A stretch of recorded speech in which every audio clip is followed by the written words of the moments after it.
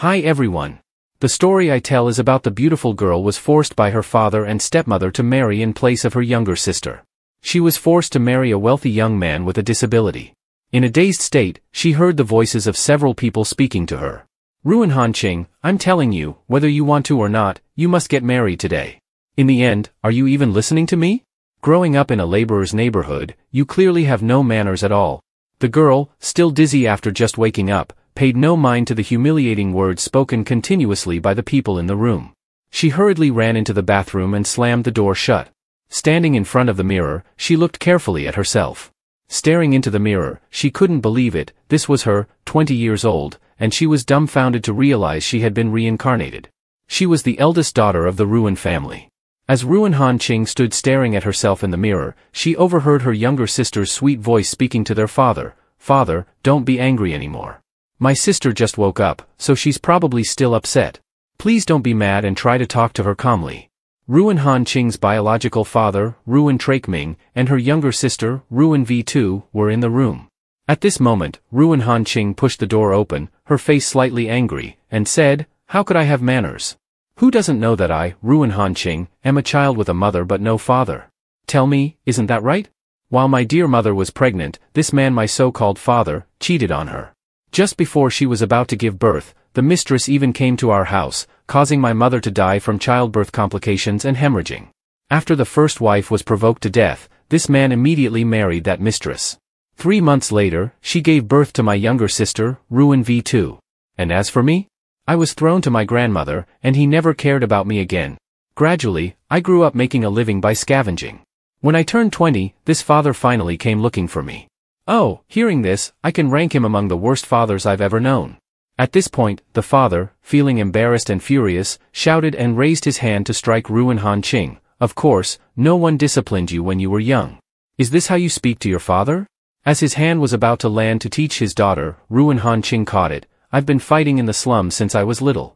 Compared to Ruin V2, I've probably called your name in a fight more times than she's ever called you father." The stepmother feigned concern as she took Han Ching's arm and said, "Han Ching, this is your father. Be a good girl and listen to him. Marrying the eldest son of the Hack family isn't such a bad thing." As soon as the words left her mouth, Han Ching slapped her stepmother across the face.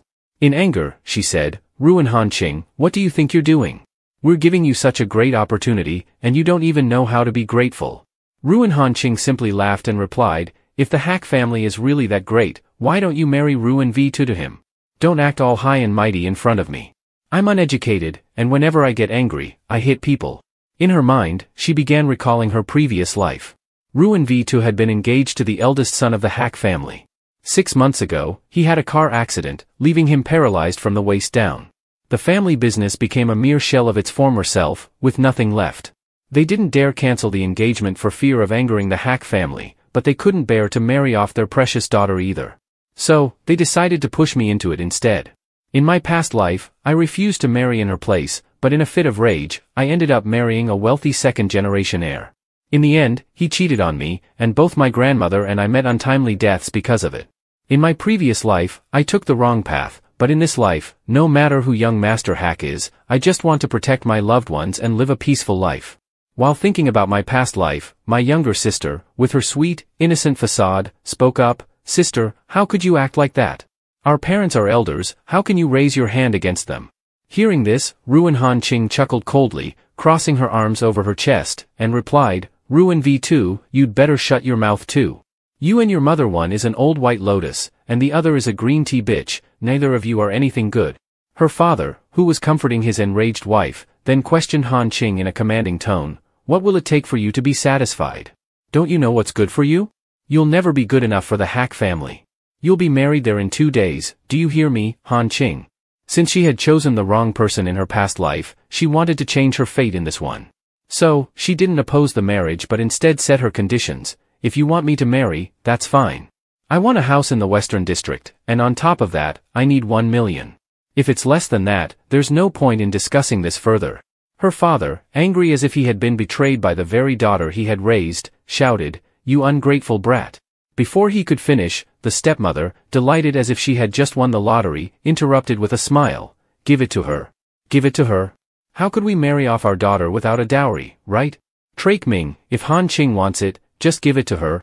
Seeing that both sides had achieved what they wanted, Han Ching smirked and said, all right, it's settled then. Now leave quickly. My grandmother will be home soon, and I don't want her to see you and get upset. But, just as she feared, what she dreaded came true. The moment the three were about to leave, Han Ching's grandmother stood at the door. Seeing her despicable son-in-law inside her home, she angrily asked, Ruin Trake Ming, what are you doing here? After being reincarnated and seeing that her grandmother was still alive, Han Ching was overjoyed and rushed to hug her. She said, Grandma, Ruin Trake Ming has agreed to give me a house and some money. We won't have to worry about money anymore. Hearing this, her grandmother anxiously asked, what did you do? His money can't be that easy to take. What have you agreed to? Ruin Han Ching's father, trying to defend himself as if wrongly accused, replied, the eldest son of the Hack family is both talented and wealthy. What's there to complain about in a life of luxury? Han Ching will be living a blessed life once she marries into that family. Hearing this, Han Ching interrupted her father, speaking with firm resolve, enough with the talking. I've already agreed to your terms. Once the things are delivered, I'll marry. A few days later, Ruin Han Ching arrived at the Hack family mansion. As she entered, the butler greeted her and led her to the door of Hack Cham's room, saying, young master hasn't left his room for a long time. Miss Ruin, please take a look.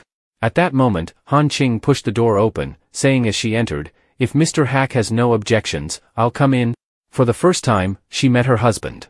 Before her stood Hack Cham, with a cold expression, sitting in a wheelchair in a room devoid of sunlight.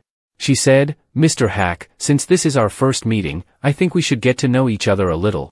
Hack Cham, with his handsome but icy face and eyes filled with hostility, responded, get out.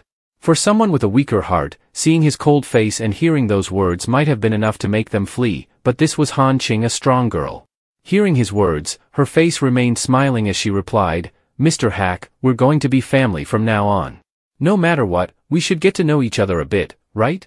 As she spoke, she pulled open the curtains, letting sunlight into the room, and introduced herself again, I'm your newlywed wife, Ruin Han Ching. On her first day at her new husband's house, she was coldly told by him, I don't need a wife. Then, he handed her a black card, telling her that if she was after money, the card had more than enough. If not, the money would still be enough to cover her living expenses. Afterward, her aloof husband repeated, I don't need a wife.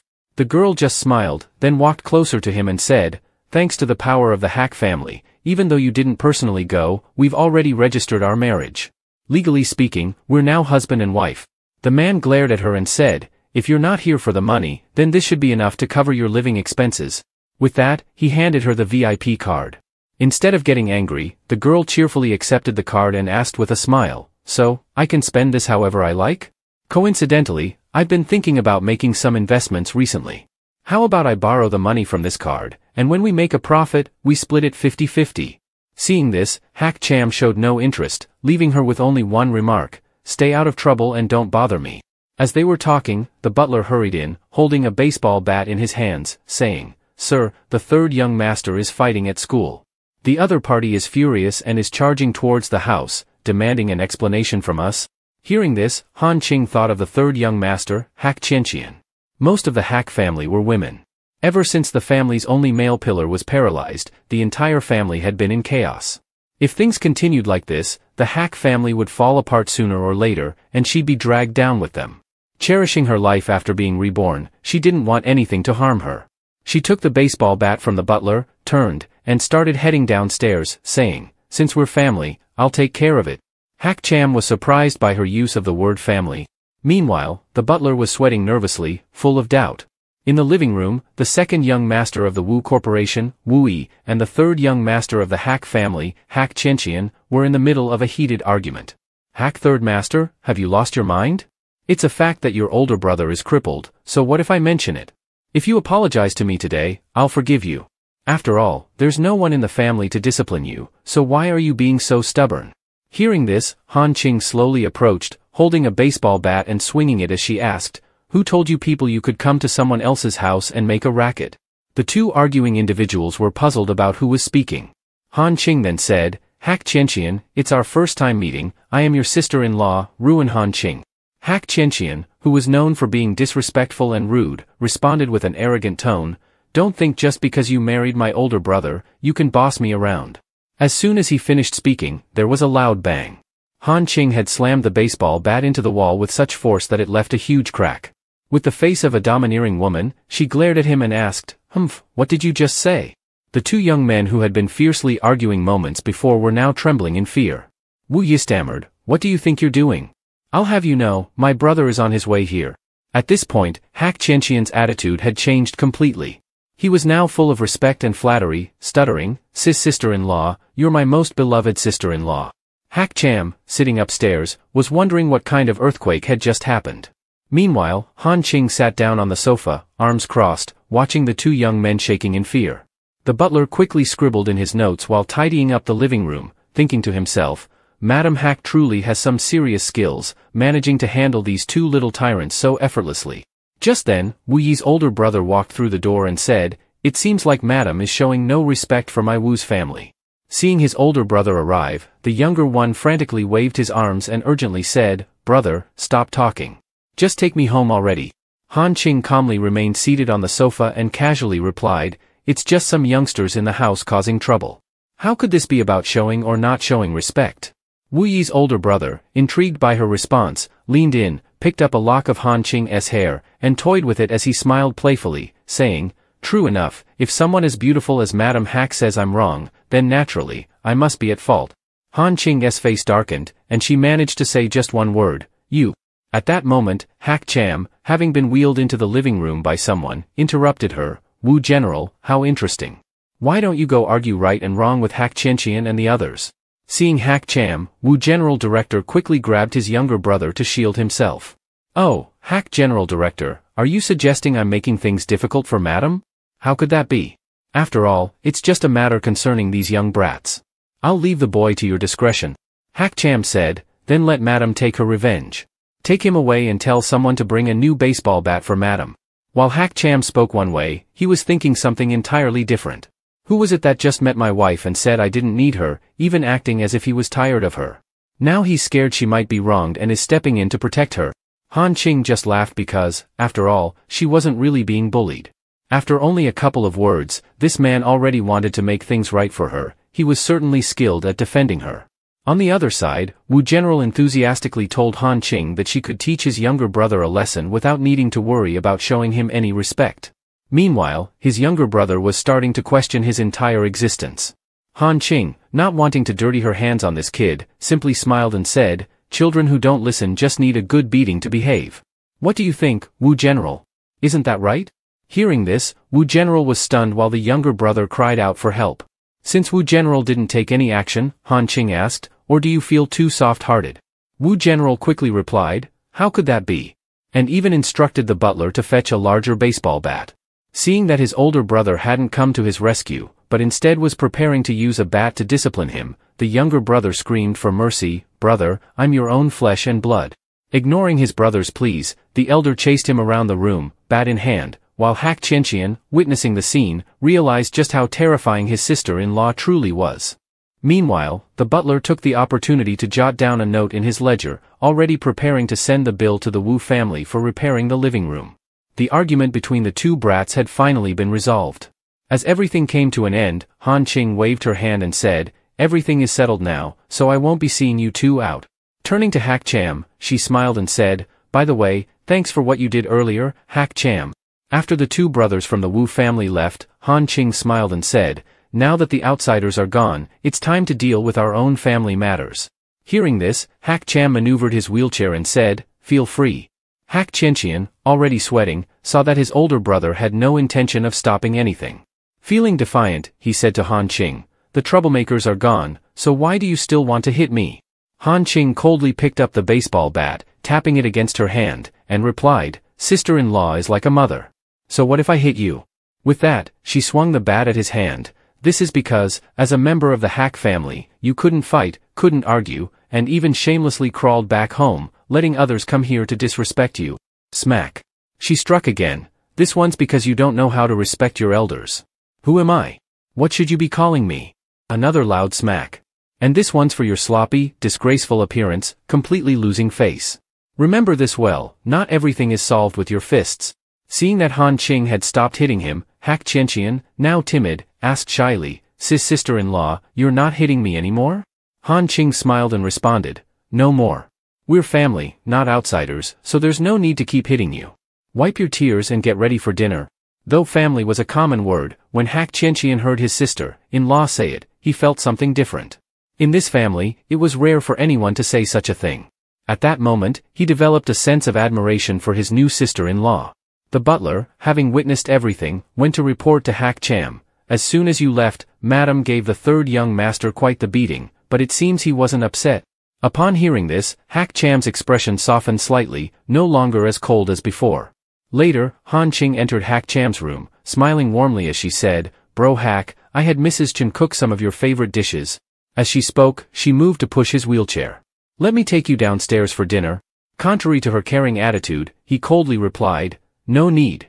I'm not hungry." Hak Cham's reaction made Han Ching laugh quietly to herself. This man may look mature, but the way he talks sounds just like a child throwing a petty tantrum. She leaned in close to him, her voice sweet and gentle as she said, "No, that won't do. When it's time to eat, the whole family should sit down together. This is my habit, and I hope that Hak will soon adopt it too, right?" She smiled as she asked him. Hak Cham looked at her smile, doubting, is she trying to coax a child? But how could any man refuse a beautiful, gentle woman like this? Seeing Han Ching push Hak Cham to the dining table, Hak Qianqian was astonished. A flood of questions surged in his mind. Did he get beaten too? Once they reached the table, Han Ching asked, "Where's the fifth sister?" The butler quickly replied, "The fifth miss usually eats in her room. Her room is on the 6th floor." Han Ching smiled and instructed the butler, "Wait until 6th young master comes home from school before bringing the food upstairs. I'll go call the fifth miss myself." She knew that the 6 Hak siblings were all half-siblings, sharing the same father but different mothers. Their personalities were naturally quite different, and she'd heard rumors that the fifth sister had a rather unfortunate childhood, resulting in her cold, unpredictable, and difficult nature. When Han Ching reached the door to her room, she heard the sound of a piano playing. As soon as she opened the door, the music stopped. 6th Miss's face turned alarmed, and she said in a panicked voice, Don't come near me." At that moment, Han Ching realized that the 5th Miss wasn't quite what the rumors had made her out to be. She approached gently, her tone warm and soothing. "Tiao Ning, don't be afraid. I'm your eldest brother's new wife. My name is Ruin Han Ching." In an attempt to be friendly and bridge the gap, Han Ching asked, "Just now, I heard you playing the piano. Was that The Swan by Charles Camille Saint-Saëns?" But as soon as Han Ching reached out to touch her, 6th Miss recoiled in fear, frantically stammering, "Don't touch me." Han Ching was surprised and deeply curious. What could have happened to her? She thought. The reason she was like this was that, as a child, she had been kidnapped by the Hak family's enemies and tortured. By the time the Hak family found her, her father had died, and her mother had gone insane, leaving no one to care for her. On top of that, there had been another blow to her. When she was younger, she had performed at a party, but due to her fear and anxiety, her playing had been poor. As a result, she faced criticism, scolding, and harsh comments, leaving her with deep emotional scars. Since then, she had locked herself in her room. While she was shedding tears of despair, thinking no one could help her, Han Ching sat down beside her and played a short piano chord. Hearing the melody of the swan, the piece she loved, she looked up at Han Ching. Han Ching smiled gently at her and said, "I only know this short part of the song. If you're willing, could you teach me the rest? You play beautifully, I really like it." The 5th Miss, stunned for a moment, was taken aback that someone appreciated her playing. Han Ching stood up and continued, "I can hear a little pain in your music, but I'm ready to help you slowly soothe that pain, whether it takes years or decades.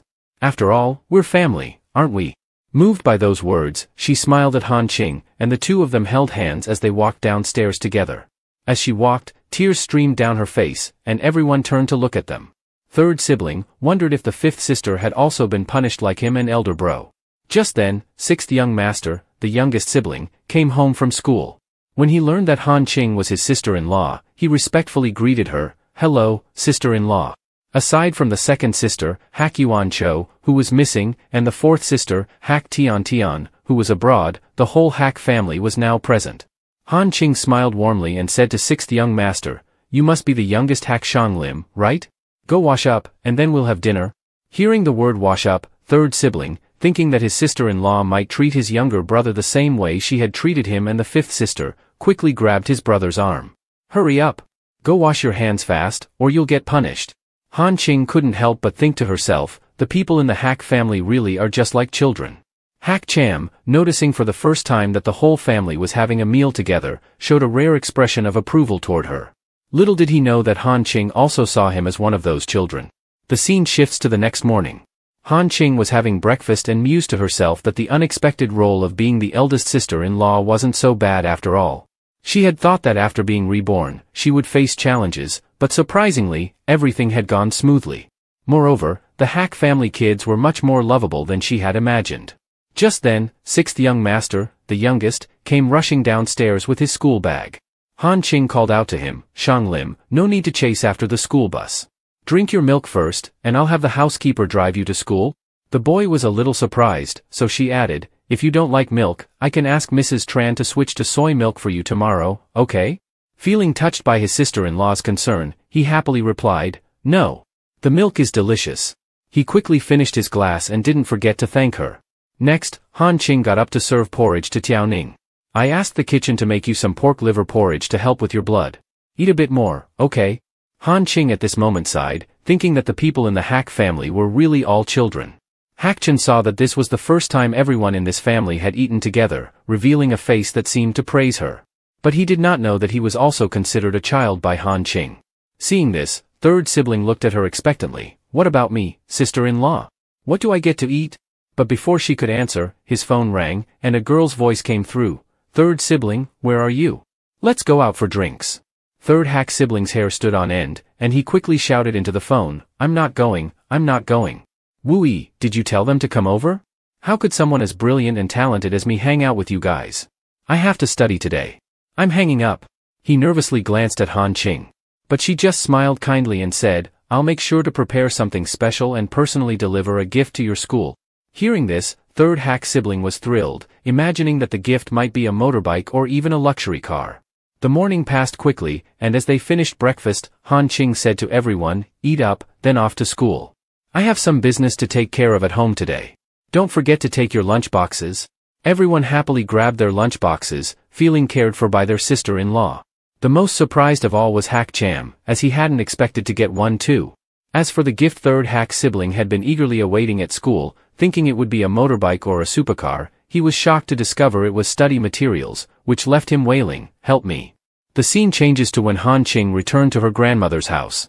As soon as she walked in, she cheerfully shared stories about her new married life. "Grandma, look at these new clothes I bought.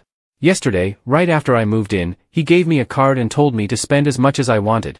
Seeing that her granddaughter had a good marriage, her grandmother simply advised her, "If they treat you well, you should live in harmony with them." At that moment, Han Ching's childhood friend, Shen walked in, greeting both the grandmother and granddaughter warmly, holding a bag of groceries he'd just bought. He was ready to start cooking, and the atmosphere in the house was filled with joy and laughter. Suddenly, Han Ching glanced out the window and saw Xiao Bai, her childhood friend who had grown up alongside her. In her past life, after getting married, her friends had gradually distanced themselves due to her background. Later, Shen, desperate for money, entered the entertainment industry, but at the age of 20, she suffered a miscarriage, was abandoned, and tragically took her own life by jumping from a building. Xiao Bai, after getting into fights and being framed, ended up in prison for several years. By the time he was released, the world around him had changed, and it was too late to undo the past. At that moment, she quickly turned and walked outside. Xiao Bai was leisurely smoking with a group of bad friends when he suddenly jolted upon hearing Han Ching call his name. With an angry expression, Han Ching asked, "Haven't I told you to quit smoking?" Xiao Bai, sweat pouring down his forehead in fear, could only stammer, "Han Ching, sister." The group of Xiao Bai's bad friends, noticing the beautiful girl, began to make crude comments. "Is she your friend, Xiao Bai? She's really hot.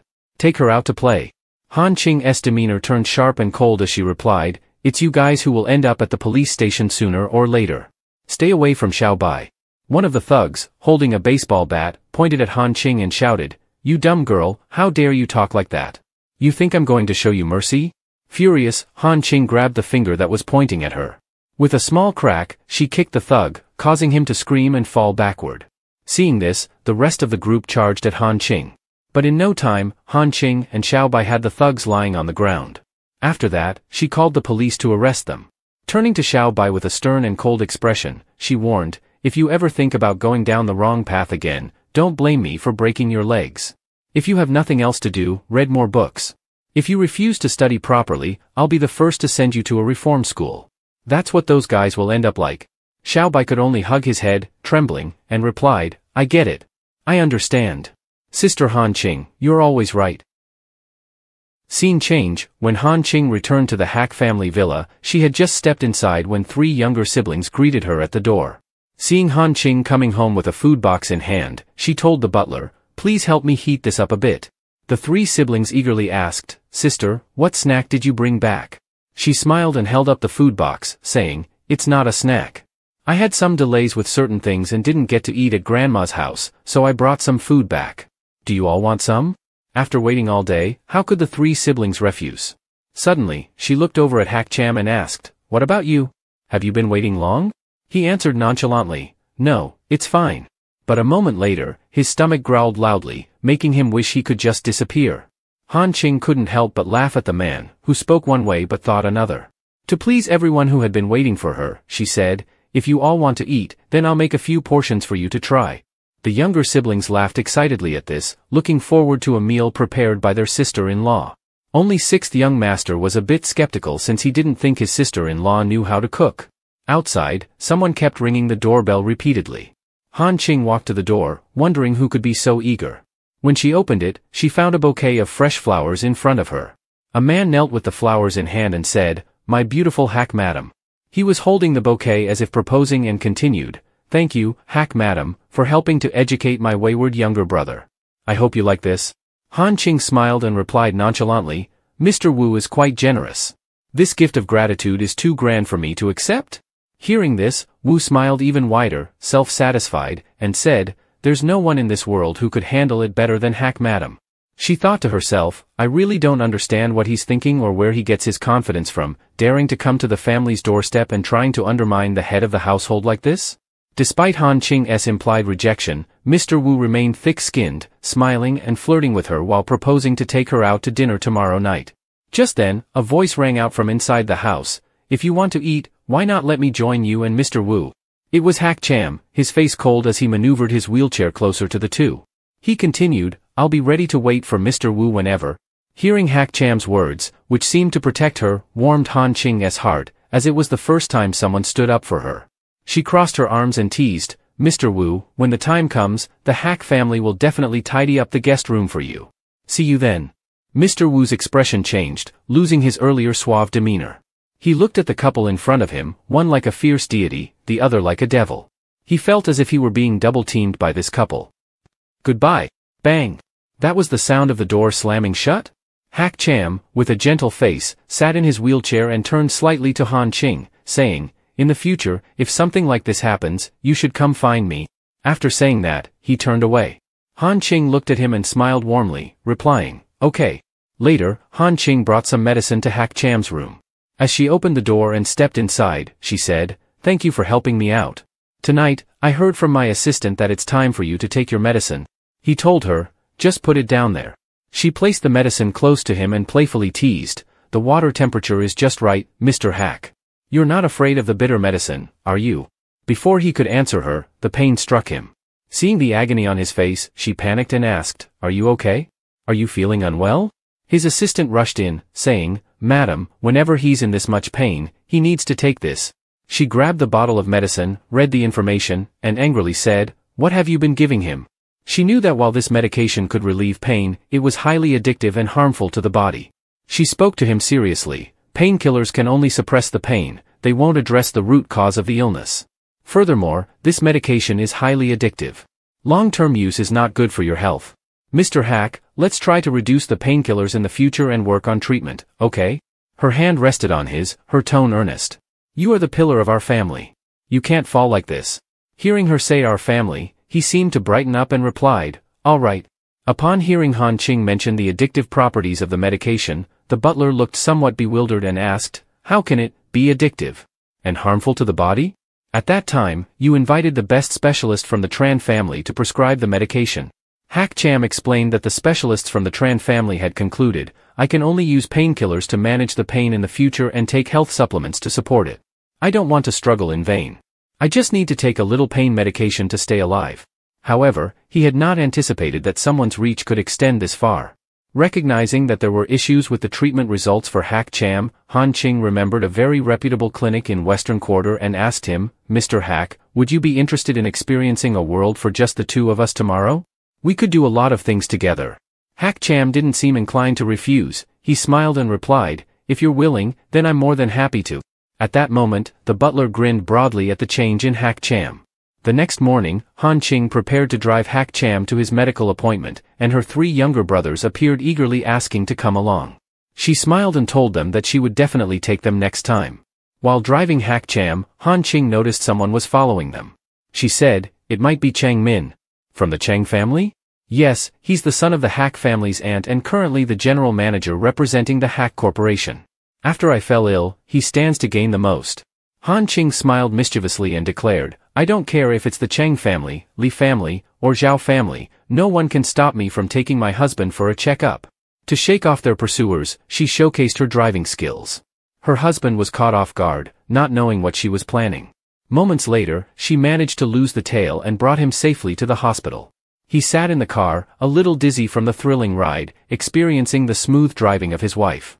Once they awaited the results of the health check, Han Ching asked, "Doctor, what are the results?" The young doctor, holding a pen and spinning it while smiling, replied, "It's treatable. A small surgery is needed, and if you take the medication on schedule and do your rehab properly, you'll be able to walk normally in the future."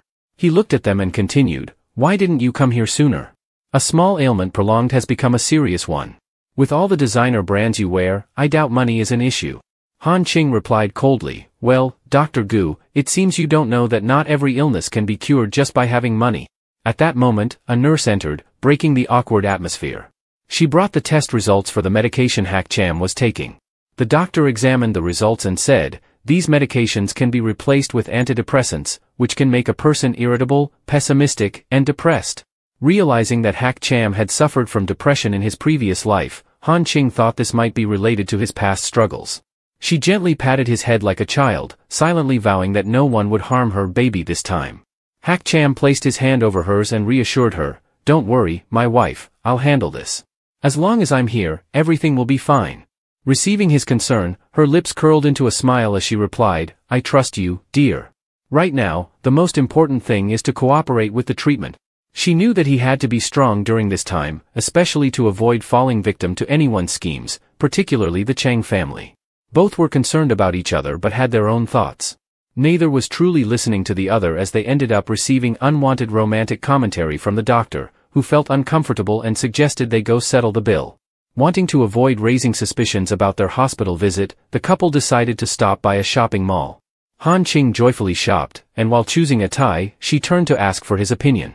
Hack Cham, now starting to understand the meaning of love, smiled happily and replied, "Whatever you choose, my lady, will look great." Seeing him react like a child in a playful mood made her cheeks blush slightly. Witnessing his wife's flustered reaction for the first time, Hack Cham couldn't help but chuckle with delight. Just as the atmosphere turned sweet and romantic, a comment cut through the moment. "Long time no see, cousin." Chang Yi, Hack Cham's cousin, chimed in, catching sight of them. Han Ching raised an eyebrow and asked, "Who is this girl?" Hack Cham made a face of disdain and replied, "Someone irrelevant, no need to pay attention to her." The girl, clearly annoyed, ground her teeth and exclaimed, "Cousin, why are you ignoring me? I've just got a doctor to help with your leg, and you can't even show me a little respect." Realizing who she was, Han Ching quickly asked, "So she's from the Chang family?" After receiving confirmation, an idea sparked in her mind. She turned to Hack Cham and said, "You wait here for a moment." Han Ching approached Chang Yi, introducing herself, "I'm your sister-in-law, Ruin Han Ching. I'm not familiar with this place, could you show me around?"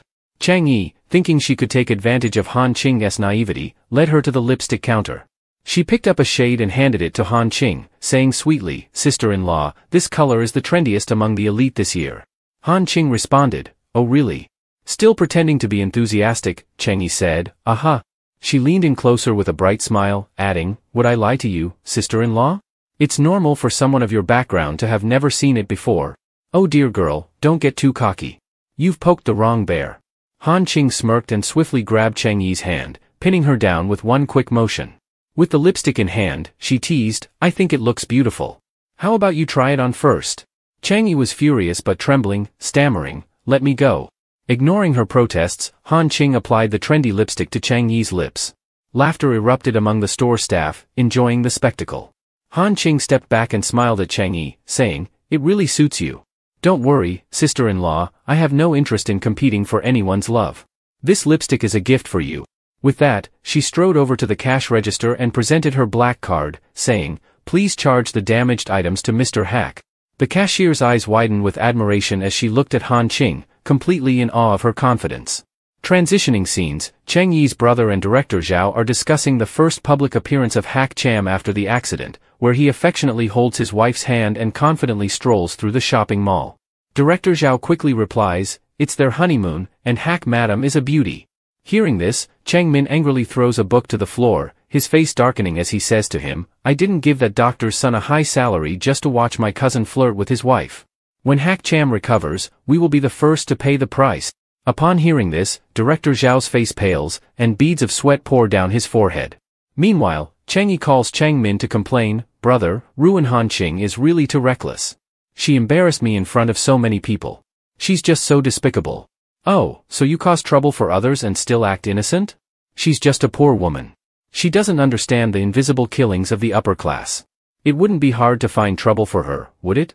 People really are so malicious." Hearing this, Chang Yi's sister smiled cunningly and replied, "I understand now."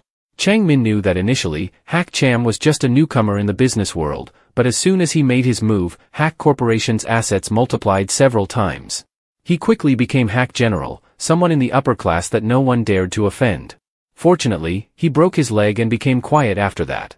The general director of their agency could finally have a chance to make a name for himself in Hack Corporation.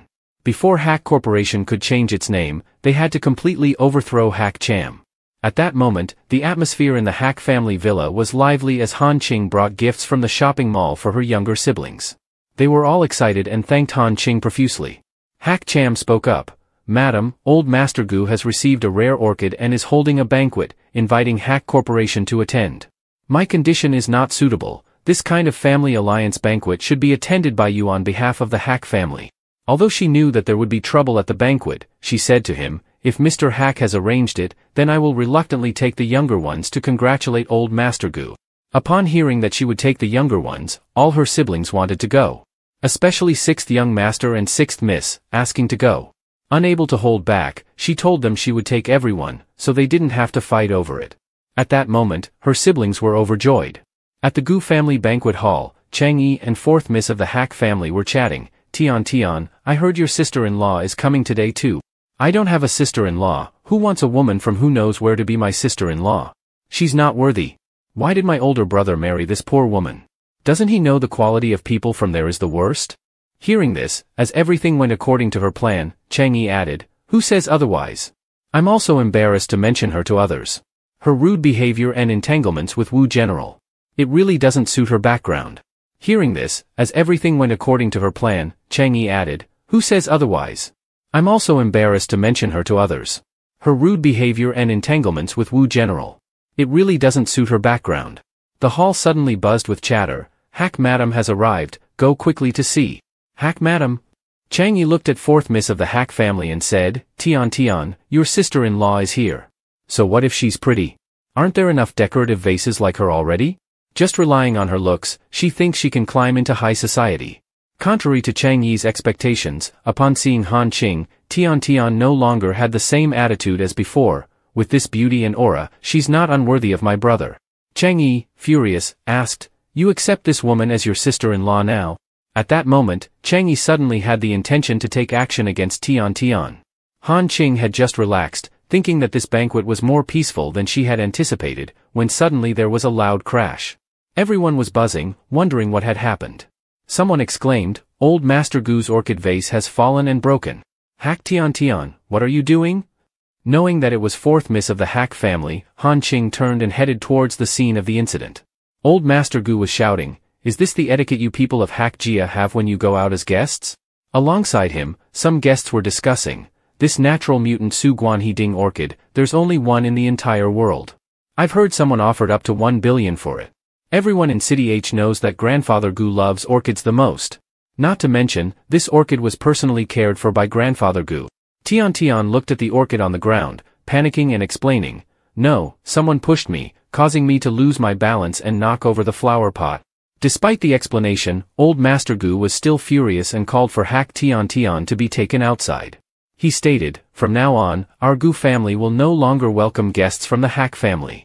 Realizing that her actions had brought trouble to the Hack family, Tian Tian sincerely apologized to him amidst the buzzing discussions, which held no goodwill toward the Hack siblings. Chang Yi showed no signs of sympathy. Instead, she laughed mockingly and added, "Tian Tian, do you have any idea how much trouble you've caused? You really don't understand. With you like this, I have no other way." Whether this girl was clever or just a bit dense was unclear. Everyone in City H knew about the close relationship between the Cheng family and the Hack family, yet in such a crowded place, she was enjoying Tian Tian's distress. Han Qing stood behind her, placing a hand on her shoulder and saying, "Excuse me. Could you turn your head this way a bit?" As she didn't understand what was happening, she turned back only to receive a slap from Han Qing that echoed loudly, "Smack." The force knocked her off balance, causing her to fall to the ground, holding her cheek where she had just been struck. Chang Yi looked at Han Qing and yelled, "The one in the wrong is Tian Tian. Why are you hitting me, ruin Han Qing? Are you out of your mind?" Han Qing replied, "The one who deserves to be hit is you. The Hack and Cheng families are blood relatives, and when your own family is in trouble, instead of protecting them, you find joy in their misfortune." Han Qing spoke as if threatening, "Apologize to Tian Tian right now." Having just met this sister-in-law for the first time, Tian Tian was moved to tears by her fierce protection. Although Han Qing was right, Chang Yi stubbornly retorted, "You hit me in front of everyone, why should I apologize? Ruin Han Qing, I'll fight you." After she finished speaking, Chang Yi lunged at Han Qing, but Han Qing had already taken down a group of 5 or 7 thugs on her own. Yet this girl was deliberately seeking trouble. At that moment, Han Qing's eyes flashed with a hint of malice as she said, "The Hack family has treated your Cheng family well. After the incident with Hack Cham, they trusted you even more and handed over Hack Corporation to your brother. Does Chang Min know how you treat the people of the Hack family outside? You're like a heartless, ungrateful wolf. Apologize now." As soon as she finished speaking, Han Qing kicked Chang Yi, knocking her down. Chang Yi was in pain and trembling from the impact. Knowing she couldn't compete with Han Qing, she weakly said, "I'm sorry, Tian Tian." Han Qing wouldn't let it end like that. She looked at Chang Yi and asked, "Miss Chang, do you only remember to eat white rice, or is your throat so sore that you have to speak like a mosquito?" Feeling oppressed but unable to do anything about it, Chang Yi gritted her teeth and submissively looked up at Hack Tian Tian, saying, "Tian Tian, I'm sorry, it's my fault." Just as she finished speaking, old Master Gu interrupted the girl's argument by tapping his cane on the ground and said, "All right, your family matters have been resolved. The Gu family temple is too small to accommodate the great Buddhas of the Hack family, so please return." In her past life, Zhong family taught Han Qing how to treat orchids to ingratiate herself with the Gu family. Later, Zhong family became the replacement for Hack Corporation. In the end, she became useless, leading to a tragic outcome. To ease the atmosphere, Han Qing stood up on behalf of the Hack family to apologize to old Master Gu. Acknowledging that the Hack family needed to take responsibility, she bent down to pick up the fallen orchid and looked at old Master Gu, saying, "I have been trained in orchid care. I'm willing to treat this orchid. Give me 3 months, and if I can't return to you an intact orchid, Hack Corporation is willing to pay whatever price satisfies you, old Master Gu." "This is not an ordinary flower," old Master Gu exclaimed, "you're speaking arrogantly." Suddenly, a voice from behind interrupted, "Grandpa.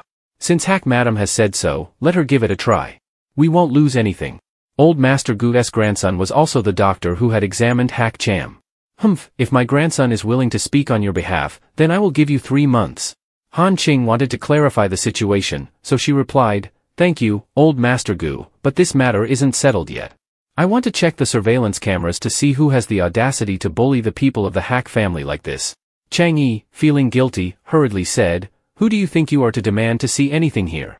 Han Qing grasped Chang Yi's chin, her expression slightly mischievous, and said, "Oh, why are you so agitated? Are you scared because you pushed me?" Chang Yi shoved Han Qing's hand away, angrily responding, "That's ridiculous." At that time, Hack Tian Tian was standing very close to the orchid pot, even on tiptoe. Anyone passing by could have knocked her over. "What basis do you have to say it was me?" Han Qing smirked, "The more you talk, the more flaws you reveal. Who gets so agitated if they're truly innocent like you claim?" At this moment, Tian Tian questioned, "How do you know I was on tiptoe at that time? If you weren't always hovering around me, how could you possibly see my posture? You're my cousin, Why would you want to harm me? Outside, the guests were pointing, laughing, and looking down on Chang Yi, despite her desperate attempts to justify herself. Chang Yi bowed her head and glanced at Han Qing and Tian Tian, catching Han Qing's cold gaze. She said, "Don't come here, sister-in-law. You've already beaten me up, what more do you want? May I ask everyone watching here, should we let her go? The grievances I've suffered so far have been so unjust." As soon as Tian Tian finished speaking, she delivered a powerful slap to Chang Yi's face, as if striking from the heavens. "I, the fourth lady of the Hack family, and you, a Chang, dare to turn the world upside down." Old Master Gu's grandson was also furious. He looked at Chang Yi and said, "Please escort this Miss Chang outside. From now on, the Gu family will not welcome you or anyone from the Chang family at our events." At this moment, the ladies and gentlemen present at the banquet began to approach Han Qing, each using flowery words to try to befriend her. Surrounded by so many people, Han Qing started to feel a bit tired. The fifth lady of the Hack family also looked somewhat anxious. During the banquet, the sound of music played, mingling with the chatter of the guests. It was said that Master Yuan was here tonight to take on disciples. Upon hearing the news about the recruitment of disciples, the longing in the fifth lady's eyes was evident. The crowd began to tease. One person spoke up, "I heard that the fifth lady of the Hack family loves playing the piano. It's not every day you get such an opportunity, why don't you give it a try and play a piece? Who knows, you might get accepted as a disciple by Master Yuan." Another person chimed in, "Ha ha, you know how to joke too well." The fifth lady was still shy and didn't dare to respond. Seeing this, the fourth lady of the Hack family stepped in to help. "You're intentionally stirring up trouble, aren't you? Aren't you afraid my sister-in-law will deal with you?" Those troublemakers weren't willing to back down and continued to provoke. "Let that girl go on stage and play. She won't be trembling and crying, will she?" Another person chimed in, "Master, you accepting that girl? Why not accept me instead?" Not wanting the malicious words to upset the fifth lady, Han Qing interjected, "Do you really think Master Yu accepts disciples just to see who can belittle others more?" The music suddenly stopped. Master Yu looked toward Han Qing and praised her. "Very true. Useless arguments only ruin the music. Tonight, everyone will have a chance to perform on stage. I accept disciples based on the sound of their playing." Master Yu then turned to the fifth lady and asked, "Do you want to give it a try?" The fifth lady was taken aback by Master Yu's question. Knowing that she was shy and afraid to stand in front of a crowd, Han Qing reassured her, "Tiao Ning, don't worry. I'll go on stage with you. Sister-in-law believes in you. No matter how unkind the words may be, all you need is me by your side." The girl smiled happily and then stepped onto the stage with Han Qing.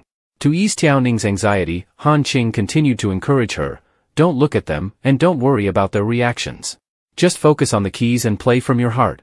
The others don't matter." The sound of Tiao Ning's music filled the air, receiving much praise from everyone. Her performance was like a slap in the face to the earlier malicious remarks. After finishing, she was overjoyed to receive an invitation to become a disciple of Master Yu. At the Hack family home, the siblings were celebrating the fifth lady's success, but the fourth lady was in her room, being lectured by Hack Cham. "You don't know how to distinguish between enemies and allies, and you're completely unprepared. Do you really think sister-in-law and the Hack family can protect you for life?" Hack Cham said sternly. The fourth lady remained silent, not daring to refute him. Just then, Han Qing opened the door and walked in. She smiled and gently said, "Brother Hack should trust me. Protecting the children for life is not impossible." Hack Cham looked at Han Qing with a deep, gentle gaze. "Hasn't the mistress already sheltered the children too much?" Han Qing approached him, stroking his cheek as if comforting a child. "We are family, after all. Not just the children, even you are someone I need to protect."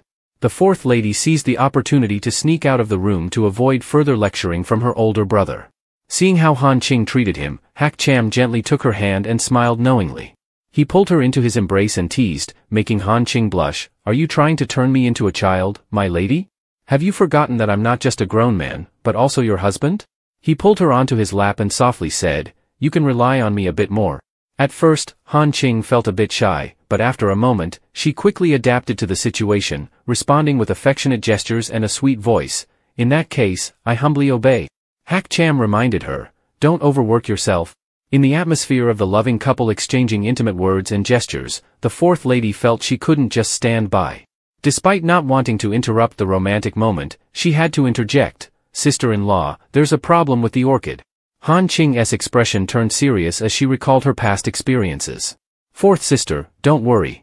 I'll think of a way," she reassured her. The fourth lady anxiously replied, I just came to watch, I didn't expect things to turn out like this. What do we do now, sister-in-law? Han Ching pondered for a moment. Do you think we should act like in our past lives and seek out the old man to beg for that ancient book on nurturing orchids? We don't know if the timeline has changed after being reborn, but we shouldn't delay this matter. After that, Han Ching decided to quickly run over there to check the situation. She knew that everything needed to be resolved before it got worse. The fourth miss also felt anxious, but her confidence in her sister-in-law's abilities gave her more motivation. After Han Ching left, Xiao Bai came to find Hak Cham.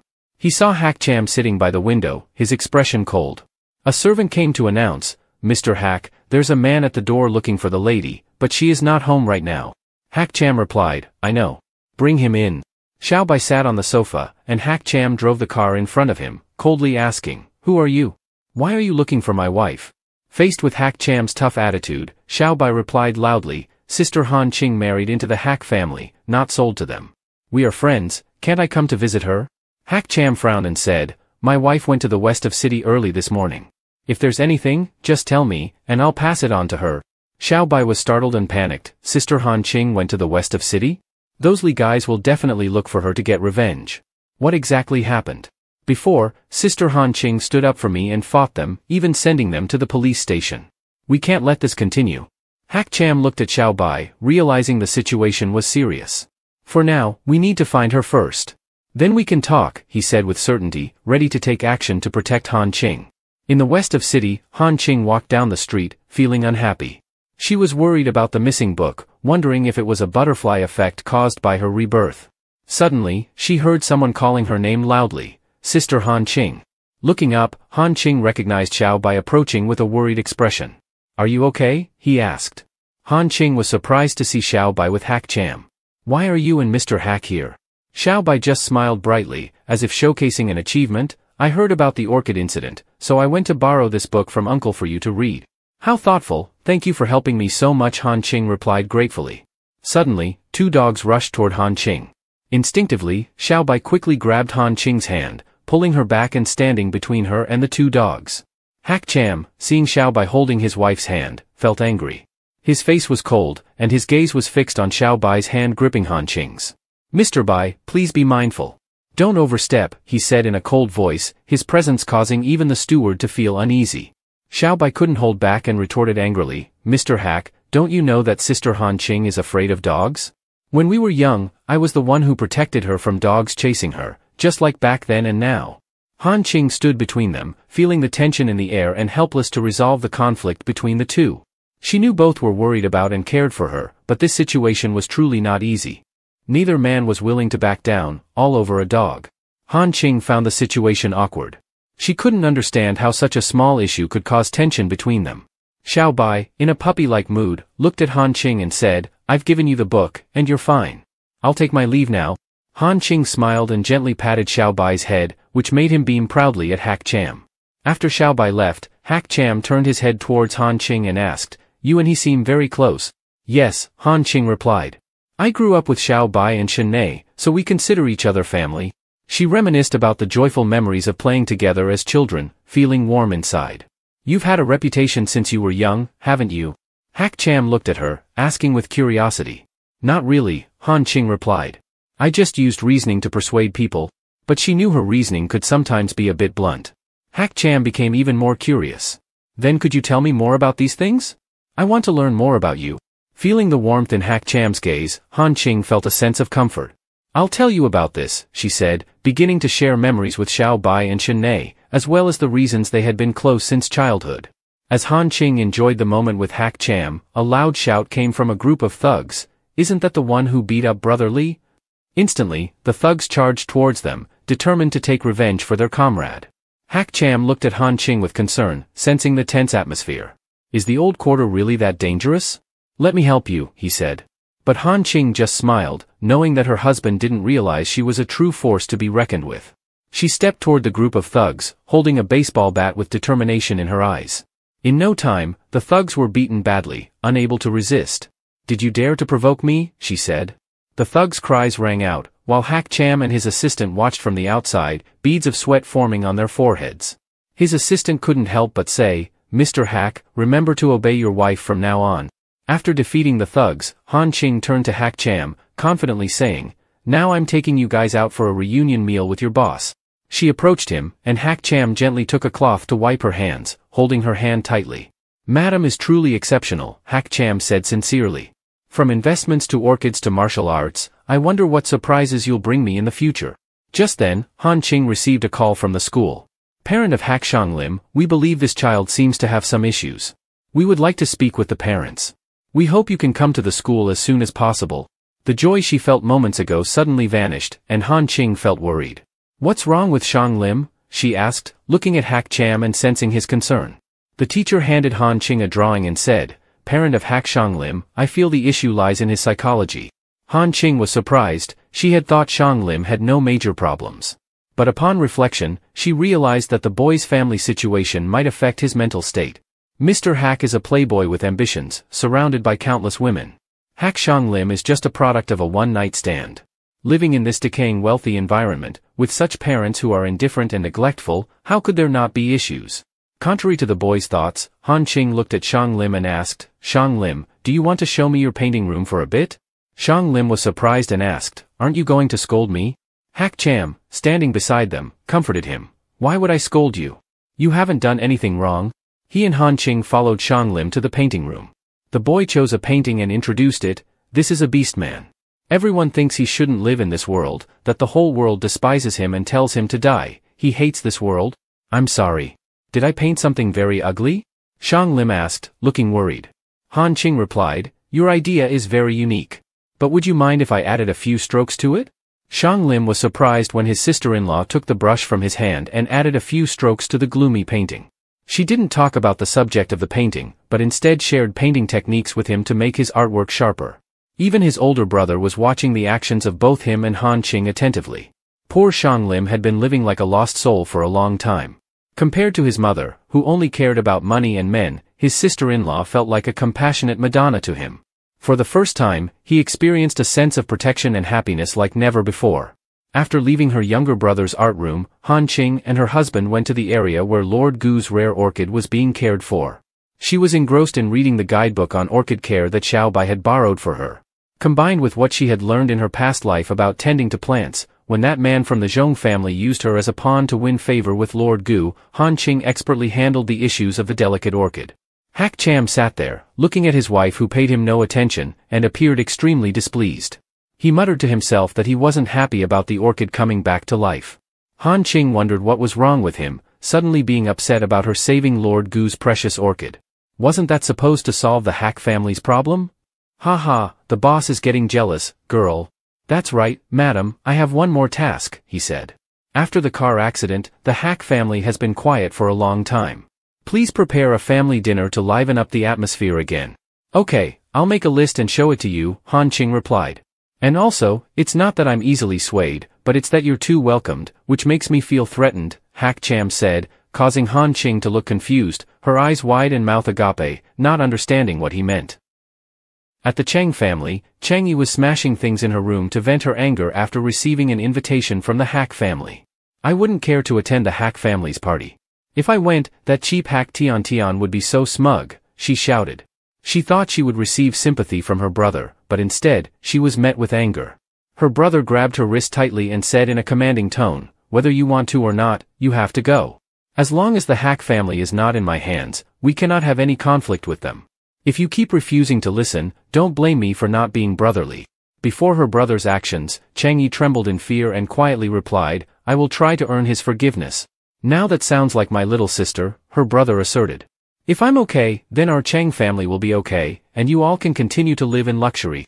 At the Hak family's party, Han Ching took the initiative to suggest hosting guests and practicing skills for her younger brother. When Cheng Yi and her brother entered the party, she proactively apologized to Han Ching. "Sister Han Ching, I'm sorry. That day at the party, I seemed to be possessed by a demon and didn't protect Tian Tian. I'm here today to apologize." Han Ching only smiled faintly in response. "Aren't you supposed to apologize to Tian Tian? Why are you apologizing to me? If you're sincere, then please leave." Suddenly, Shang Lim chimed in, "Right, just because you're called Chang Yi doesn't mean you're sincere." His pun surprised everyone. "Wait, Sister Han Ching. This time I genuinely want to express my apologies. I even specifically invited my long-lost sister to visit you, Chang Yi said.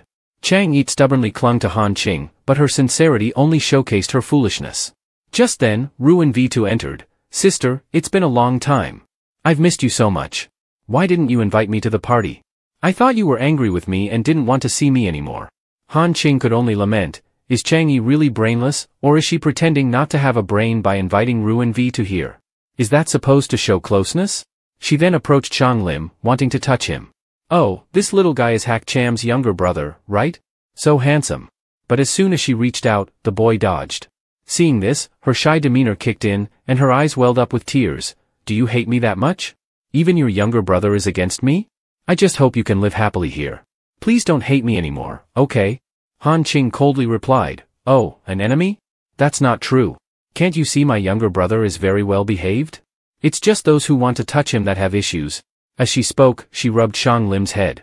The voice of a man interrupted the argument between the two sisters. Is this girl trying to blow a small issue out of proportion? Ruin V2 blushed, feeling shy. He's so handsome. Meanwhile, Han Qing narrowed her eyes, filled with hostility. She recalled Zhong Xiaoyang, her ex-husband from her past life. Why is he here? The man stepped forward, wrapping his arm around her waist with a lovesick expression. Since our farewell in the labor camp, I have always thought of you, Ruin Han Qing. Han Qing remembered the memory from before. Could it be that she saved him in the labor camp before her marriage? Wow, it's been so long, yet he still remembers. What a braggart. Seeing his shameless actions, she quickly pushed him away. Sir, please have some self-respect. But the shameless man persisted, throwing compliments. A drop of kindness deserves a river of gratitude. Besides, you saved me. You haven't forgotten me, have you? At this moment, Han Qing was getting increasingly irritated with him. I'll say it again, please have some self-respect. No woman has ever rejected me like you, Miss Ruin. Are you playing hard to get with me? His words made Han Qing furious. I find you despicable, shameless, and completely lacking self-awareness. Don't say such unpleasant things. After all, I am a strong man, much better than your disabled husband who needs looking after, right? Miss Ruin, Hak Cham will never bring you happiness. How I am with him is none of your business. Han Qing retorted. Despite her displeasure and attempts to push him away, he continued to cling to her, even grabbing her wrist. At this point, everyone at the party started to gossip about the actions of the two, filled with malicious and hurtful remarks. In particular, her cunning younger sister seized the opportunity to step forward, saying, Sister, why are you getting close to another man right in the banquet hall? Even if you dislike your current husband, you shouldn't do this. What about your brother-in-law's reputation? After all, you're a daughter of the Ruin family. Can't you refrain from appearing so desperate for men? Shang Lim, seeing this, shouted back, You wicked woman. What right do you have to speak to my sister-in-law like that? She is not that kind of person. You're just a kid, so there are many things you don't understand. I'm only trying to help her by stopping her inappropriate behavior. Doesn't your whole family understand reason? Shang Lim was furious but couldn't counter the cunning words of Ruin V2. Han Qing, noticing this, intervened in the argument. Enough. She looked at her younger sister with disdain. Ruin V2, it seems you've forgotten one thing. You're just the illegitimate child born from an affair. What right do you have to say those things to me? What nonsense are you talking about? Do I need to remind you of the truth again? You're just a product of Ruin Traik Min's infidelity. Jiang Wushu shamelessly uses you as evidence to elevate her status from being a mistress. Han Qing's action of grabbing V2's chin made her feel fearful. She tried to say, I'm trying to give you some good advice, but if you won't listen, then it's on you for acting so disgracefully. At this moment, Han Qing held up a glass of champagne, saying to her sister, I hope this glass of champagne will remind my dear little sister to keep her mouth clean in the future. Next time you want to provoke me, it won't just be this. The shameless man looked at her and had to tread carefully. Ms. Ruin. Han Qing glared at him, You can leave too. So the two troublemakers scurried away, not daring to say anything more. Han Qing raised her glass to drink, celebrating her victory, but she didn't realize she had taken someone else's high-proof drink by mistake. The guests who had just witnessed the argument began to gossip. This daughter-in-law of the Hak family is really not someone who easily accepts a loss. It only took a moment for her to make her sister storm off in anger. While everyone was discussing Han Qing, a familiar voice suddenly rang out, Everyone, please make way. Thank you all for your concern for my wife. I believe all of you are intelligent enough to distinguish what should and shouldn't be said. I'm just in an accident, not dead yet. The Hak family hasn't reached the end of the line. My lady, what do you think, am I right? Hak Cham tilted his head slightly toward Han Qing. At this point, she was so drunk that she didn't hear anything and simply turned and headed to her room, leaving Hack Cham and the crowd bewildered. Chang Yi was excited, thinking to himself, I've done so well this time, surely my older brother won't scold me. But in reality, his older brother did scold her. Everyone knew the ruined sisters didn't get along, yet she still invited her. Seeing his wife acting a bit strangely, Hack Cham became concerned and followed her. Hack third sibling, seeing his brother chasing after his sister-in-law, began imagining various scenarios. Sister-in-law is so strong, and she's drunk. What if she throws big brother out the window and beats the guests into pig heads? While he was still lost in thought, he was bombarded with criticisms from the ruined sisters. This kid's off imagining things again. Just wait until tomorrow when sister-in-law gives him a good beating. My God. Hurry and get him to a psychiatric hospital. Hack Cham opened the door to find her holding a notebook, scribbling something, which put him at ease. Seeing him come in, Han Ching said, You're here. He asked, What are you doing, my lady? Figuring out how to spend your 50 million. Today at the Chang family banquet, they humbled themselves to apologize to Tian, and then caused such a big joke. Chang Yi is truly brainless, but Chang Min is rather dangerous, so I want to use this 50 million to lure him in. Just letting you know what I plan to do with the money. He wheeled himself over to her and, gazing at her lovingly, said, No worries, my lady. Use it however you wish. If it's not enough, come to me for more. At that moment, Han Ching leaned her face close to him and said, Then, after the banquet, come with me for a visit to my grandmother's house. The two of them gazed at each other with deep affection and suddenly spoke in unison, I see. Their sense of connection only grew stronger. You go first, he said. It's nothing much, really, I just wanted to thank you. She thought about her past life, where no matter how hard she tried, she was betrayed by her husband and looked down upon by his family. She said, How lucky. This time, I met you. Hack Cham's eyes revealed a thoughtful expression at her words. He gently took her hand and placed it on his chest. As long as I'm here, you don't need to fear anything. Han Ching asked, And you? What were you going to say? I wanted to say, My lady, are you drunk tonight? You only had a little. She responded with an adorable gesture, I'm drunk. So I really am drunk? I just feel so tired, like an idiot. Why are you looking at me like that? Am I beautiful? You're very beautiful. With the wine loosening their words, they continued flirting and expressing their love for each other. A while later, she fell asleep on his chest. The next morning, Han Ching was getting ready to drive Hack Cham to her grandmother's house. She thought back to the previous night and felt a little embarrassed. What was I doing? Drinking really does cause trouble. Noticing that Han Ching seemed different today, Hack Cham seemed to catch on and flashed a mischievous smile. He moved closer and teased her, Why isn't my lady asking today if she's beautiful? Feeling shy, Han Ching drove at lightning speed to hide her embarrassment. As she pushed Hack Cham along, she said, Grandmother is getting older. She often asks about you and says she wants to meet you. As Han Ching stood at the door, she overheard voices coming from inside her grandmother's house. Grandmother, how could you say that to me? Get this man out of my house right now. He's not welcome here. Han Ching pushed the door open and saw Ruin V2 and her ex-husband from her previous life inside her grandmother's house. She shouted, What are you two doing here? Grandmother. Seeing Han Ching, her grandmother smiled happily and said, Han Ching, you're here. But her younger sister put on an innocent face and asked, Why are you back already? At that moment, Ruin V2 noticed a man in a wheelchair and thought, Is this Hack Cham? What's going on? Isn't Hack Cham supposed to be a bald, fat, ugly man? How can he be this handsome? She looked at him and asked, Are you Mr. Hack? My lady, who is this? Hack Cham asked. Before Han Ching could answer, Ruin V2 quickly interjected, I'm Ruin V2. Mr. Hack, don't you know me? Should I? Hack Cham replied. With a manipulative smile, she continued, I'm Han Ching's younger sister, Ruin V2, who was originally supposed to be your fiancé. Seeing you and my sister together so happily now, I feel at ease. I hope you can be understanding about my sister's temper. Hack Cham, seeing through her facade, responded with a knowing smile, It seems you don't understand Han Ching at all. She always takes care of me, and in my eyes, she is the most kind-hearted, wonderful woman. I'm truly fortunate she became my wife. At this, Ruin V2 clenched her teeth in frustration, filled with malice, thinking to herself that all of this should have belonged to her. Her ex-husband from Han Ching's past life tried to speak up, Han Ching, I never. But Han Ching cut him off. Mr. Trung, you and I have no connection, and I don't care why you're here. But now, I ask both of you to leave. You are not welcome here. Fuming with anger, Zhong Xiaoyang was about to say something, but Ruin V2 grabbed his arm and stopped him. She looked back at Han Ching and said, "Sorry for bothering you, we'll be going now." As they left, Zhong Xiaoyang angrily asked, "Why did you pull me away?" "Mr. Trung, I need your help," she replied. "With what?" "I want you to help me save my sister from the misery of the Hack family. I believe that only if she marries you will she find true happiness. Mr. Trung, will you help me?" "Oh, of course I will." These two, a despicable man and a scheming woman, were truly a perfect match. Back inside the grandmother's house, Han Ching asked, "Grandmother, what were they doing?" "They were bad-mouthing the Hack family in front of you, even saying I'd pick up bad habits after marrying into that family. They're both crazy." She added, "They said you've tricked them out of 5 million? Though her grandmother knew well that the money wasn't obtained through any tricks, she cautioned her granddaughter about the dangers of revealing wealth, worried that she might be putting herself at risk.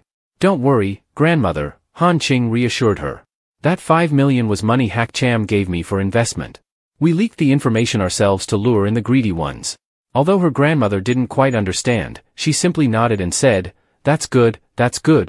At that moment, Han Ching introduced Hack Cham to her grandmother. "Grandmother, let me introduce you. This is my husband, Hack Cham." He smiled warmly and said, "Hello, grandmother. I'm Hack Cham."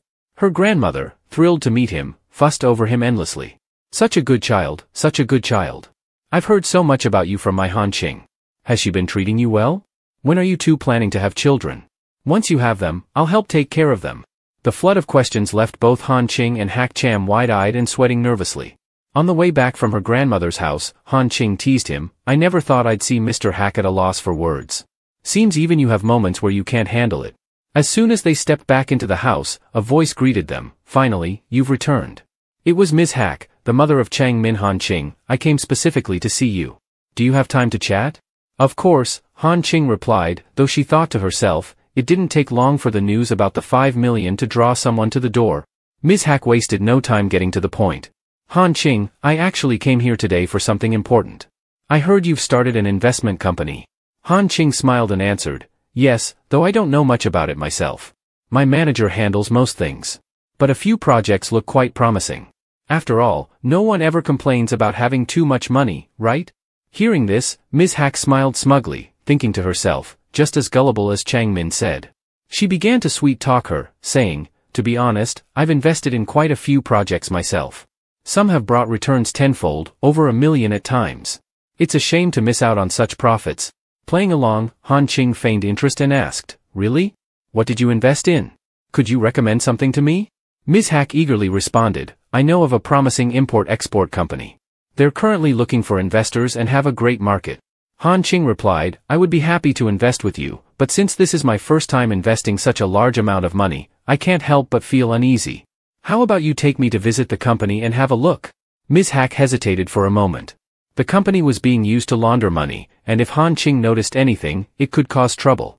But then she reassured herself, after all, Han Ching hadn't even graduated from college and wouldn't understand anything, especially since the entire company staff was loyal to her. So Ms. Hack agreed, "All right, I'll take you to see it tomorrow. But remember, don't tell anyone about this. It's best to keep matters of money discreet." Later, in the study, Han Ching and Hack Cham discussed the situation. Han Ching asked, "If I'm not mistaken, that import-export company is the one your grandfather gave to Ms. Hack before he passed away, right?" Hack Cham looked surprised and asked, "How do you know that?" Han Ching answered casually, "I happened to see it in some documents." Hack Cham eyed her carefully and instructed, "Tomorrow, make sure to bring Assistant Han with you. Be cautious about everything." Meanwhile, at the import-export company, employees were busy clearing out important documents to keep them from prying eyes and replacing them with decoy paperwork. A man approached the manager to give advice. It was Chang Yuan, Chang Min's uncle. He scoffed dismissively, "No matter what tricks she thinks she has, she's just a useless woman who hasn't even graduated from college. Even if she looks at confidential documents, she won't understand a thing. You don't have to be so careful." When Han Ching arrived at the company, Chang Yuan greeted her personally. He said, "Ms. Ruan, I've heard so much about you." Han Ching responded, "The one behind me is my assistant. If you have any issues, you can speak to her, I'll just observe." Each person had their own thoughts. Chang Yuan thought she was just a beautiful but naive and useless woman, easy to deceive. On the other hand, Han Ching was inwardly amused, thinking that this man was truly foolish and simple-minded. Han Ching was sitting in Chang Min's office, looking through some documents when she accidentally spotted some important files on the computer. She took the chance to copy the data.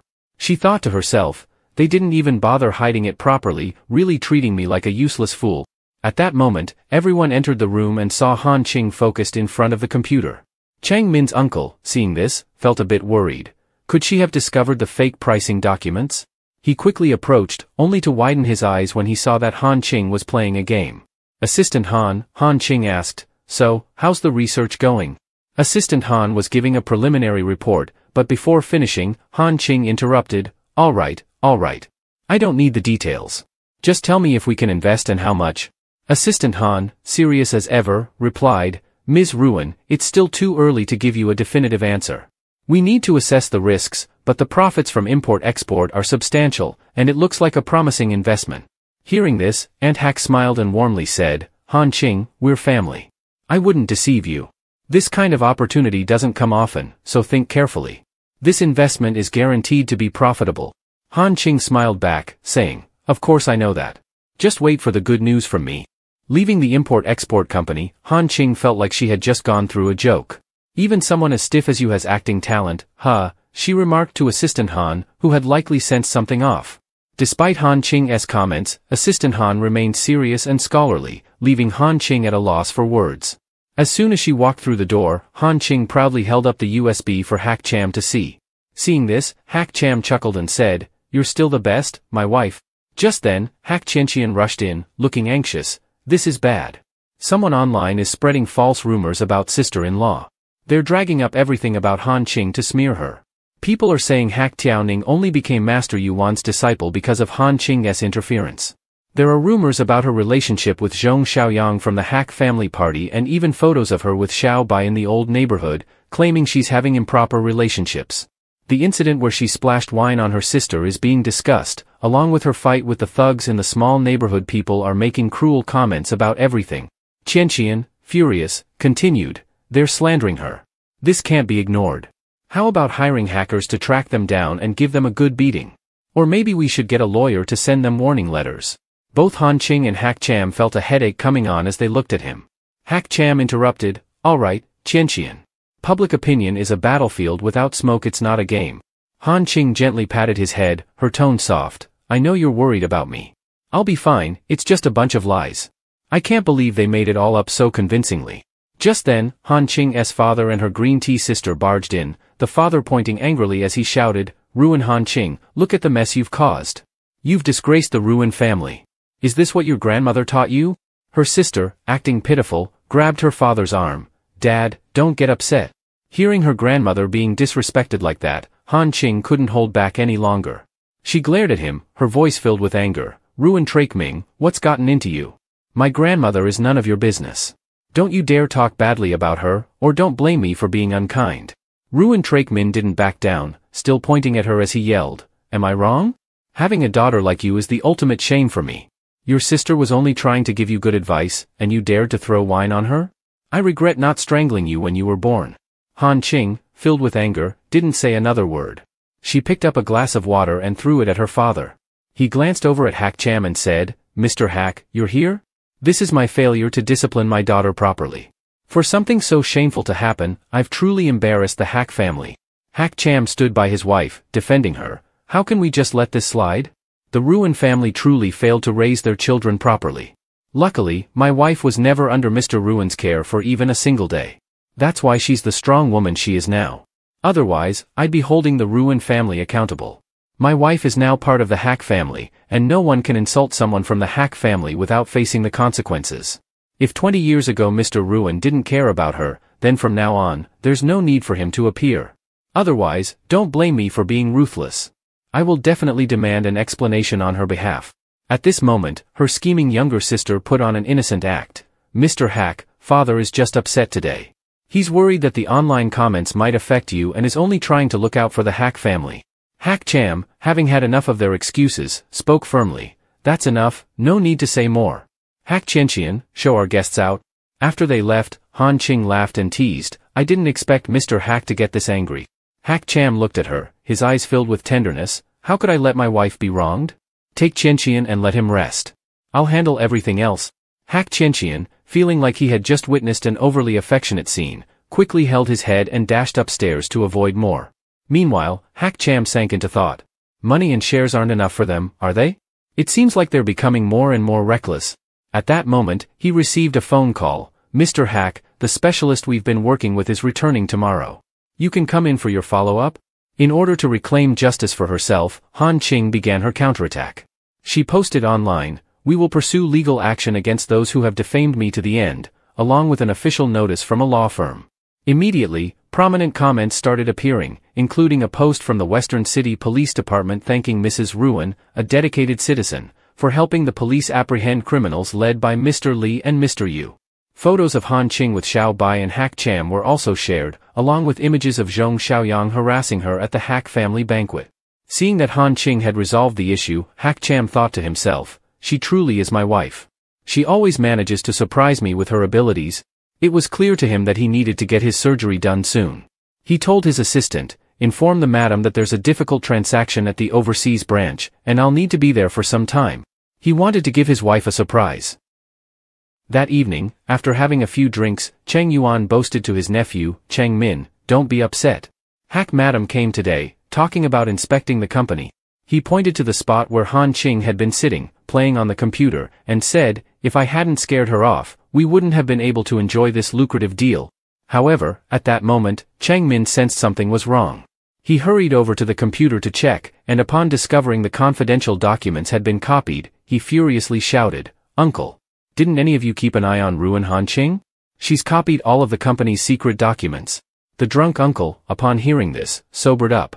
He explained clearly, "I saw her playing a bomb disposal game. The wife of Hack Cham is not an idiot. You let her come to the company for an inspection, it's just like handing over evidence directly to them." The more he listened, the more worried he became, and he asked, "Cheng Min, what should we do now?" The young man only wore a wicked smile on his cunning face, making everyone feel uneasy. Han Ching was outside on the street, receiving a phone call from her assistant reporting on the data she had copied. He informed her, "Madam, the documents also contain information about their nightclub operations for money laundering. Should we contact the police?" Han Ching instructed, "You organize the confidential data and deliver it to the police department. Don't let it leak outside." As she walked down the street, she felt like someone was following her. However, she wasn't scared at all, as she could take down a whole group of thugs by herself. She wanted to see what they would do to her, but little did she know, she was drugged. When she woke up, she found herself lying on a sofa. Glancing around, Han Ching guessed that this was the nightclub used by the Cheng family for money laundering. She silently blamed those who had acted against her, unaware of the severity of their actions, which made her head hurt. "Just wait, you'll all know who I am," she thought. Han Ching kicked her legs straight, knocking over the items on the table to call them in. Hearing the noise from inside, several guards immediately entered to check. She looked at one of them and asked, "Where's your boss?"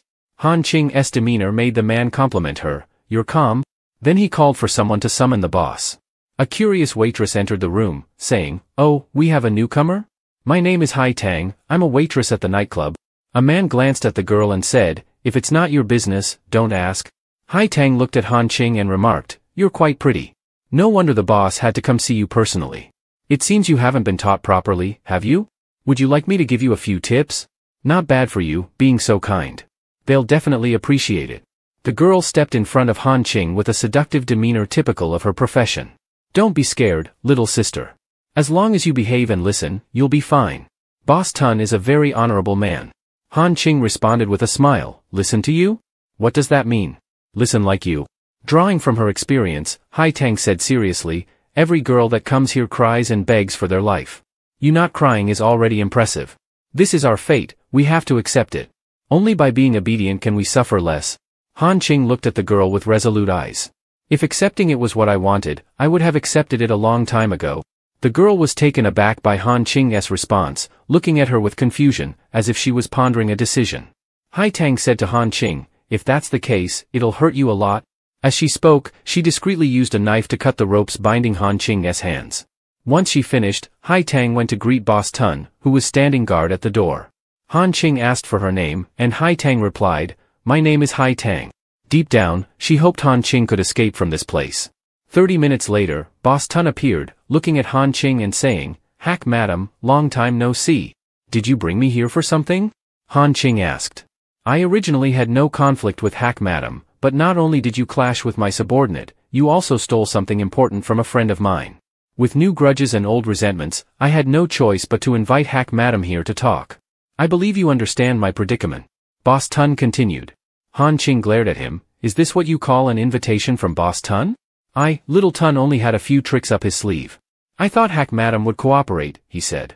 Not wanting to hear any more from Boss Tun, Han Ching chuckled, then tore off the ropes binding her hands, no longer pretending to be tied up. Swiftly, she grabbed a bottle of liquor from the table and struck one of the men in the room. The others were taken aback, shouting in panic, how could she get free? Quickly, catch that filthy woman. Han Ching was not one to back down. I think you're the ones who are waiting to die.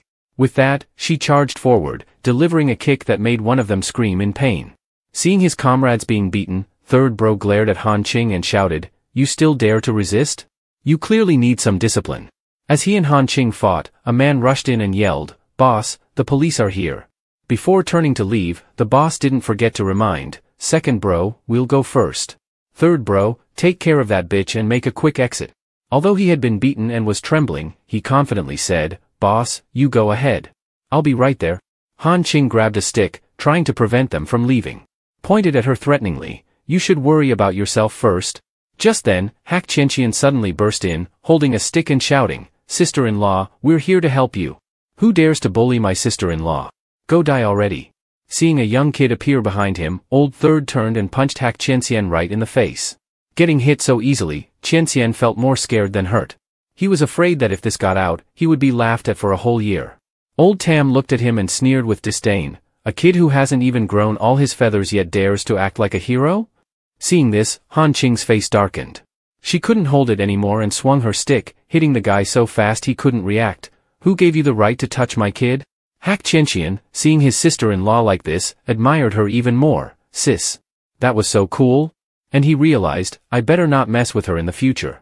After knocking the guy down, Han Ching kindly wiped the injury on her younger brother with a towel. Don't move too much, let me call an ambulance. The boy said, I'm fine, sis. He smiled and pointed at his wound. You should go after him, sis. I already called my friends, they'll be here soon to help me. She smiled at him and thought, this child of the Hack family is growing up so well. In the alley, Boss Tun and his men were trying to escape. Little did they expect Han Ching to be standing there with a stick, waiting. Boss Tun, leaving already? He gritted his teeth and said, let's just say I was blind today and made the mistake of offending you. My territory's already turned upside down, so let's call it even. She replied, you think I'd let you off that easily? The things you've done have destroyed countless families, driven so many girls into despair. And now, your men have hurt my brother. Boss Tun, it's time you pay for what you've done. Boss Tun gave a sly smile, pulling out an earring and showing it to her. Pay, you say? Well, take a look at this. Han Ching recognized it. It was the earring of Hai Tang, the barmaid who had helped her escape. Han Ting demanded, what have you done to Hai Tang? Boss Tun successfully drew her attention, allowing his underlings to approach her stealthily from behind. Han Ching, unaware, was suddenly stabbed in the arm by one of them, causing her to drop the stick and clutch her wound in pain. Boss Tun looked at her smugly, wearing a victorious smile. Just a little lesson for her, he said. Ruin Han Ching glared at him. If you weren't married to Hack Cham, I would definitely make you appear in my private room. After saying this, he lunged at her with a knife, intending to take her life.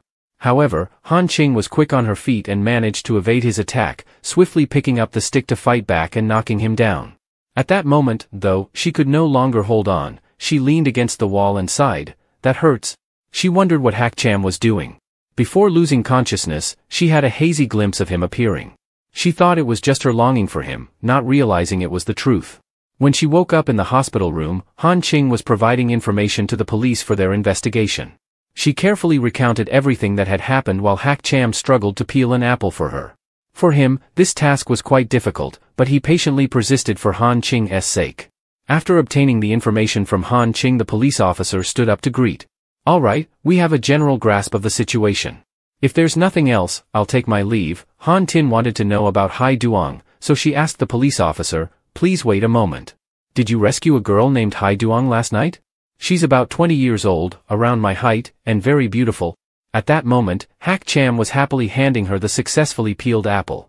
The police officer was searching for information, but when she took a long time, Han Ching grew anxious. She said, if you can't find her, that's fine. Hai Tang is smart enough to have escaped. However, the officer interrupted Han Ching's thoughts with a slightly sorrowful expression. Ms. Hack, please don't be too heartbroken. Hai Tang has died. It was like a bolt of lightning on a clear day. Han Ching dropped the apple she was holding. She had never expected Hai Tang to be dead. That Tun was too cruel and heartless. Even though she had managed to free herself from her bindings, she couldn't determine if it was thanks to Hai Tang's intervention. He would rather kill innocents than let anyone go. Han Ching's hands clenched tightly as she silently blamed herself. Hai Tang had been in a pit of despair, yet she was still willing to take a risk to give her a chance to escape.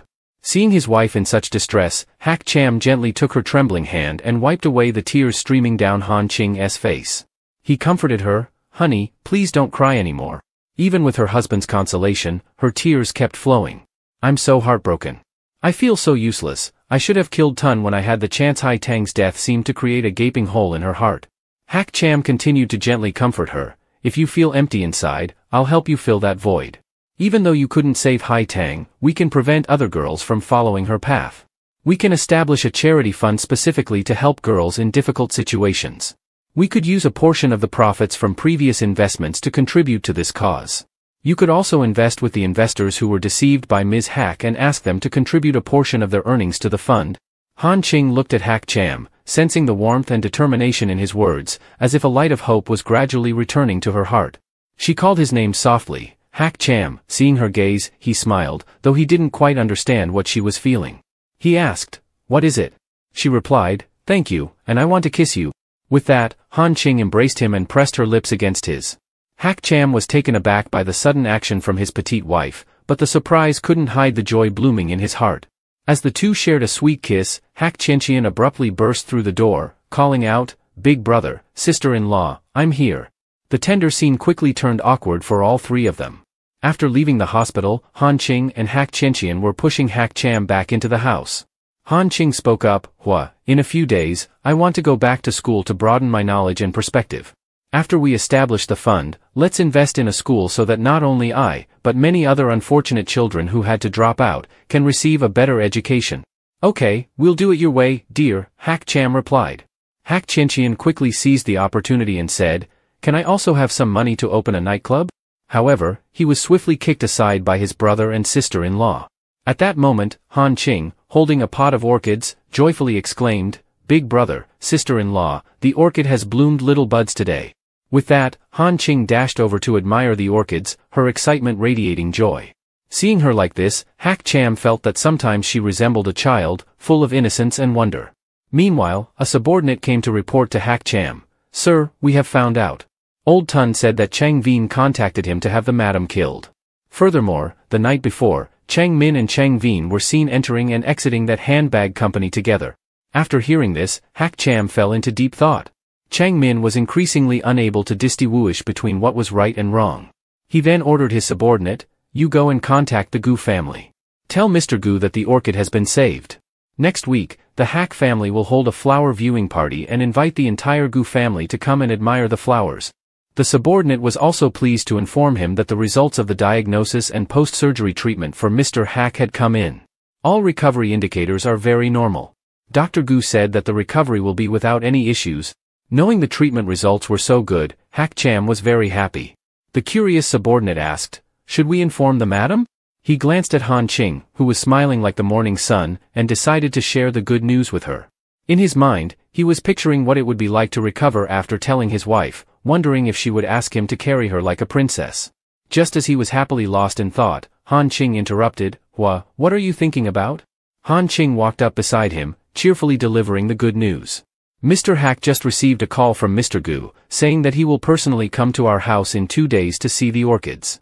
He told the madam to prepare for the party. At the same time, someone brought a list of guests to him.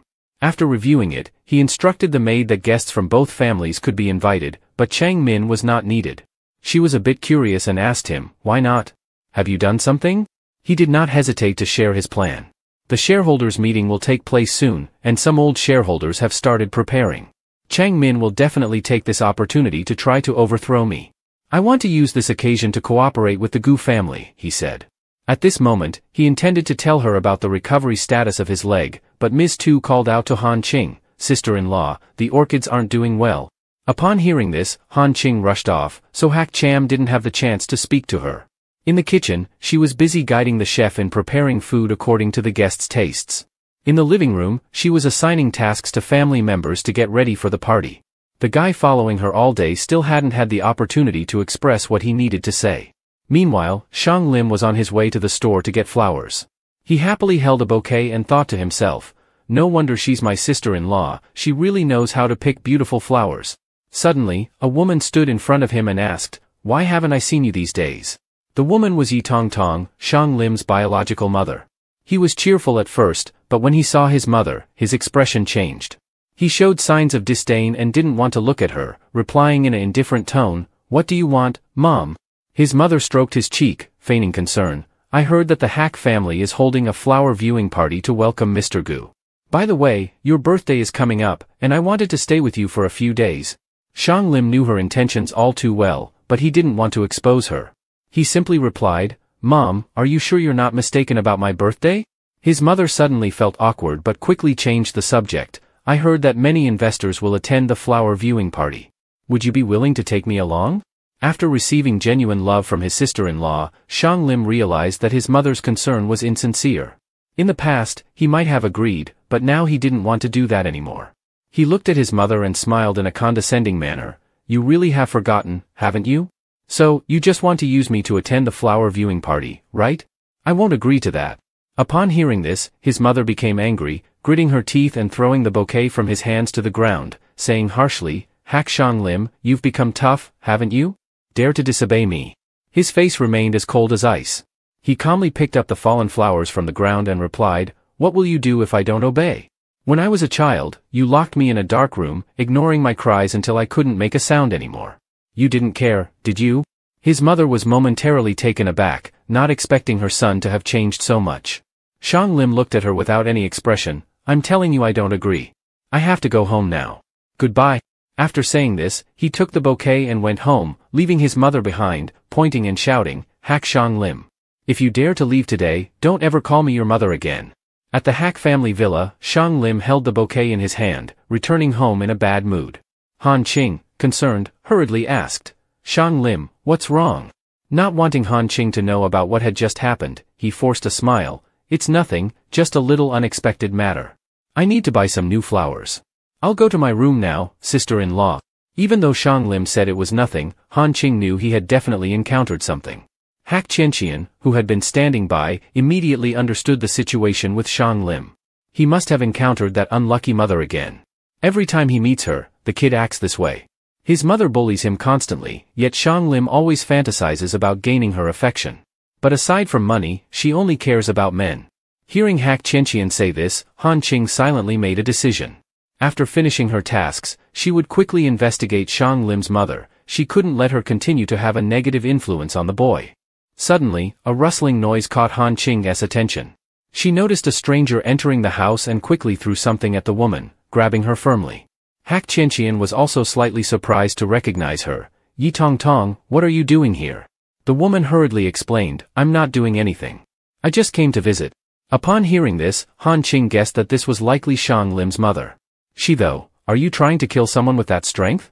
I just came to get some money. If I can ruin the precious orchid of this house, that would be even better.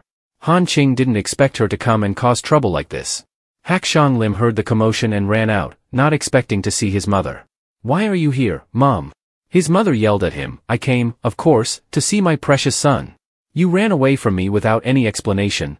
In the meantime, her eyes were constantly scanning around for the precious orchid. She shouted, what's the point of going to the greenhouse to grow flowers? What's so beautiful about it? But she was stopped by everyone. Hak Shang Lim could no longer endure it and shouted, if there's nothing beautiful, then you should leave. If you need money, I'll give you some. Just don't delay my sister-in-law's work. Hearing her son say this, the mother became furious, smashing 2 pots of flowers and was immediately pushed down by Hak Shang Lim to stop her. She continued to berate her son with spiteful words and then turned to scold Han Ching. Did you spoil my son? I know girls from poor neighborhoods can't receive proper education. A lowly person is just a lowly person.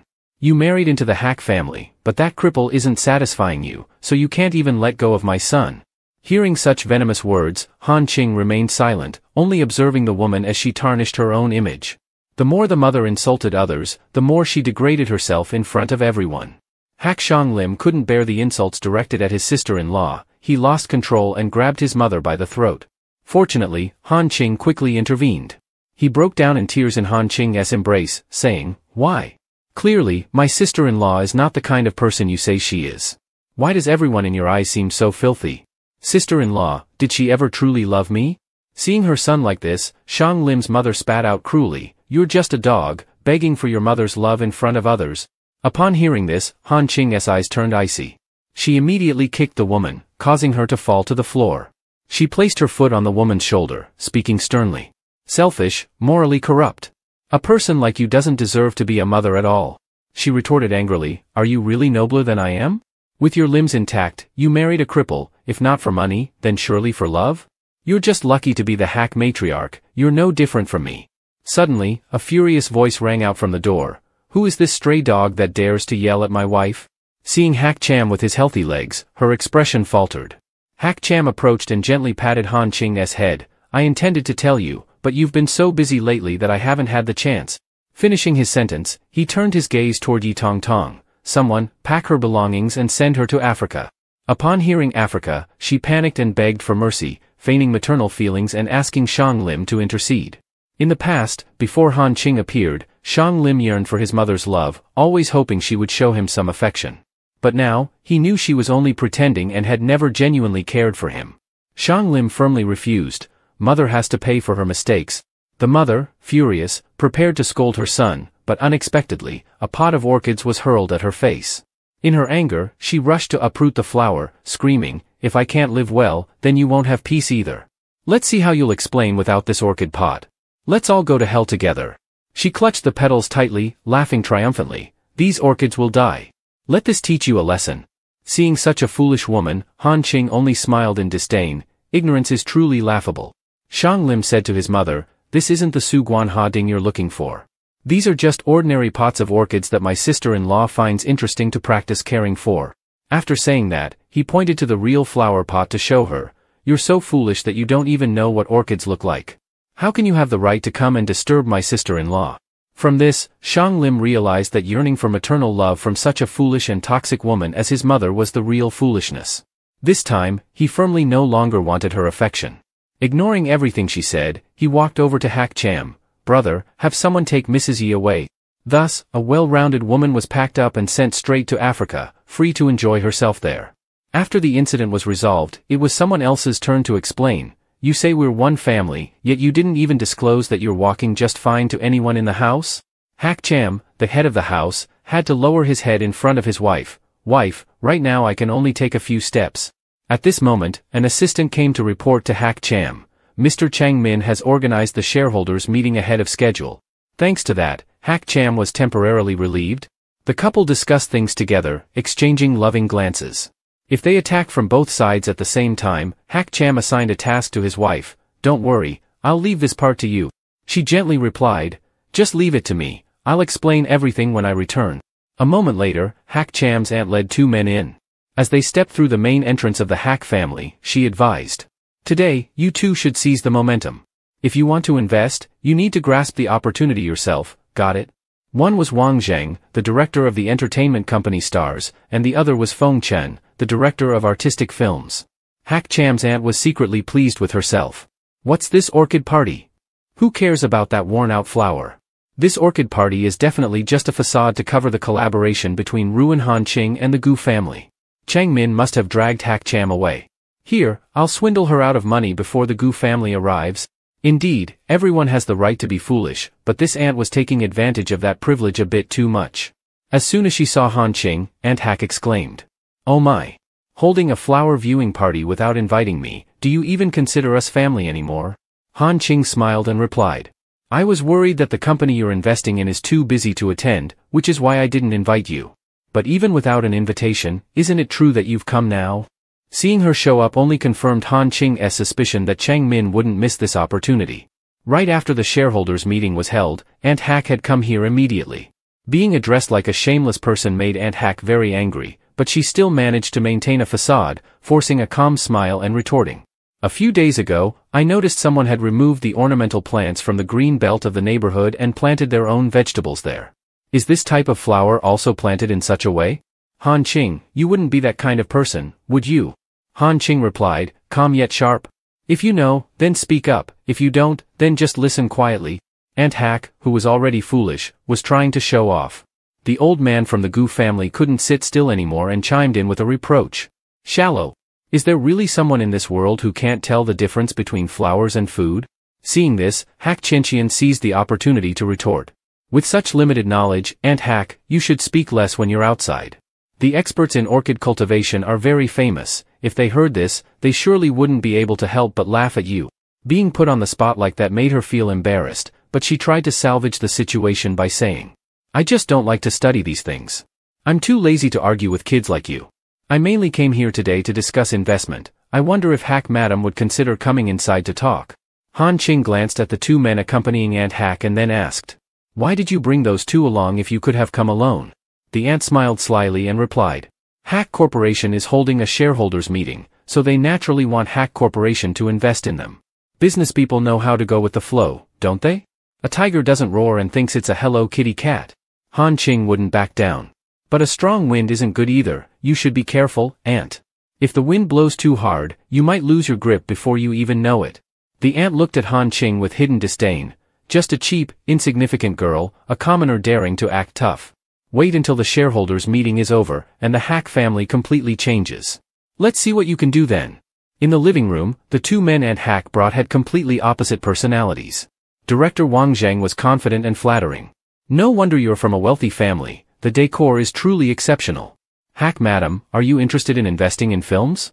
If you are, we can discuss a collaboration. Aunt Hack chimed in.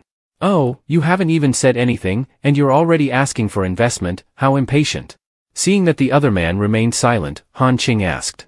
And who might this be? Director Wang Zheng quickly interjected to introduce him, with an underlying tone of disdain. This is my old classmate, Feng Chen. He only makes art films, and he hasn't seen any profit despite investing a lot. Director Feng Chen, upon hearing this, replied earnestly. We all studied art, we can't just let bad money drive out good money.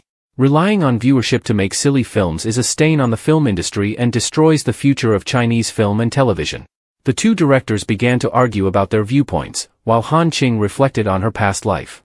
She knew that Stars Entertainment was a heartless company that had pushed Chen Nei to despair in her previous life. The company operated ruthlessly, using deceptive contracts to control young aspiring stars. Many artists under its wing had fallen into deep despair and depression. Thus, Han Ching made her decision without hesitation. She looked at Director Feng Chen and said, all right, I will invest in you. Upon hearing this, all three stared wide-eyed, not understanding what was happening. Director Feng Chen was so overjoyed that he stammered. Hack Madam, my script is for an art film? Han Ching asked. Do you have the script with you? Let me see. Director Feng Chen immediately produced the script and added. I brought it with me, please take a look. But due to filming conditions and personal requirements, the initial investment is quite substantial. At the shareholders' meeting, two factions were fiercely debating the election of Chang Min as the CEO. Zhao Jinping supported Chang Min, arguing that his contributions deserved this position, while Su Zhou countered, asserting that Hack Corporation's current success was due to Hack Cham's efforts. The debate grew more intense when Chang Min criticized Su Zhou, declaring that Hack Cham was incapacitated both physically and mentally, and no longer capable of leadership. Just at that moment, Hack Cham pushed the door open and walked in, causing the entire room to fall silent.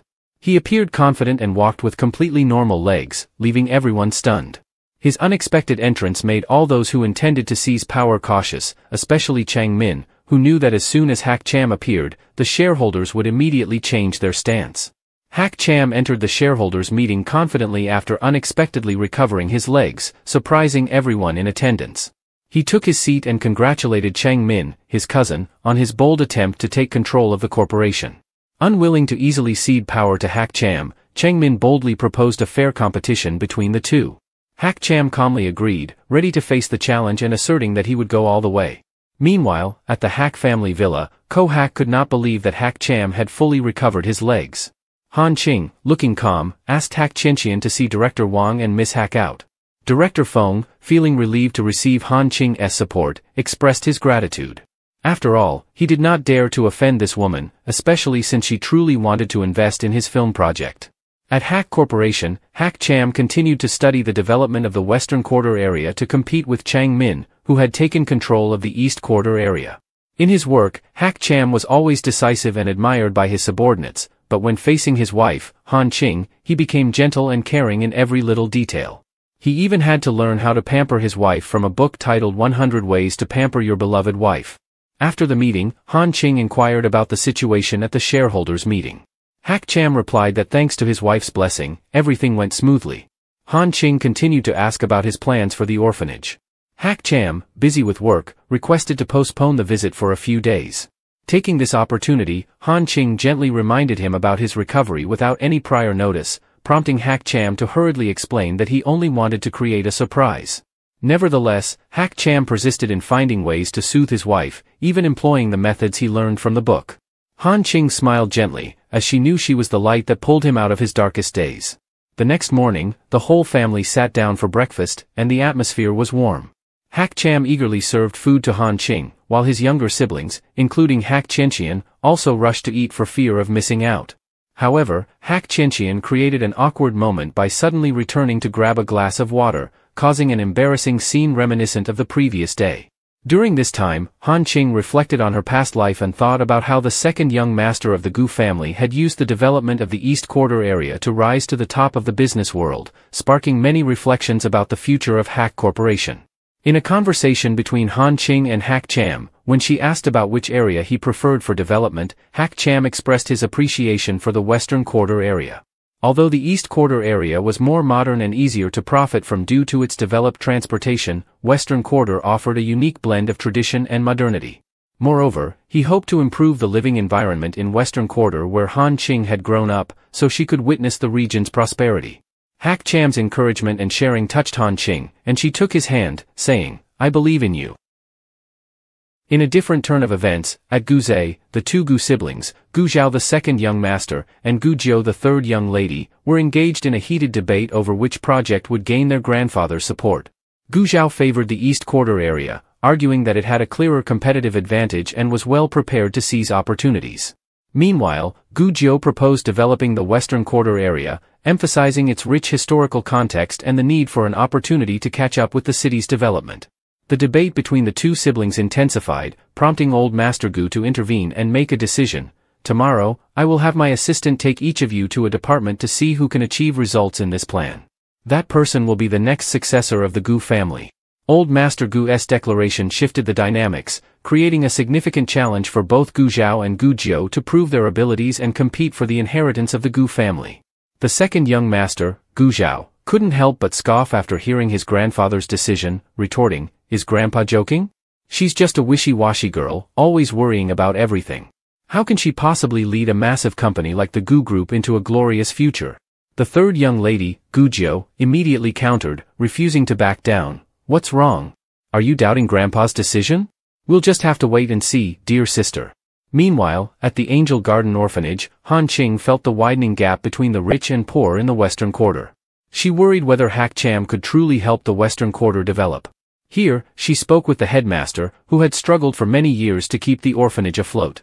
As the weather grew colder, Han Ching decided to donate some money to buy clothes for the children and renovate the old buildings. The headmaster was overjoyed at the news, and the children happily gathered around a pot of dumplings. Suddenly, two thugs appeared, causing trouble and grabbing the collar of a man from the orphanage. "You guys haven't paid the protection fees this month. When are you going to pay up?" one of them said, throwing the man to the ground. Han Ching couldn't just stand by, she stepped forward to help the man up and coldly asked, "What are you doing?" The leader of the thugs replied aggressively, "Who are you to yell in my territory?" One of the lackeys chimed in, "Yeah, it's obvious you're from somewhere else. Kneel down and call me big brother, and we won't hold it against you." Han Ching remained unfazed. She picked up a large ladle that was meant for serving food to the children, looked at the two thugs, and casually said, "You want me to kneel? Fine, but first, let's see if you have what it takes." With that, she immediately swung the ladle and hit the leader in the face. The lackey panicked, realizing who Han Ching was. He helped his leader sit up, stammering, "Big brother, this girl is Hack Madam." The leader was horrified, dropping his phone and turning pale. Han Ching smiled coldly, saying, "Now that you know who I am, why don't you get lost?" From now on, this orphanage will be under my protection. Let's see who dares to come here and cause trouble again." The two thugs hurriedly fled, not daring to look back. "Are you really Hack Madam?"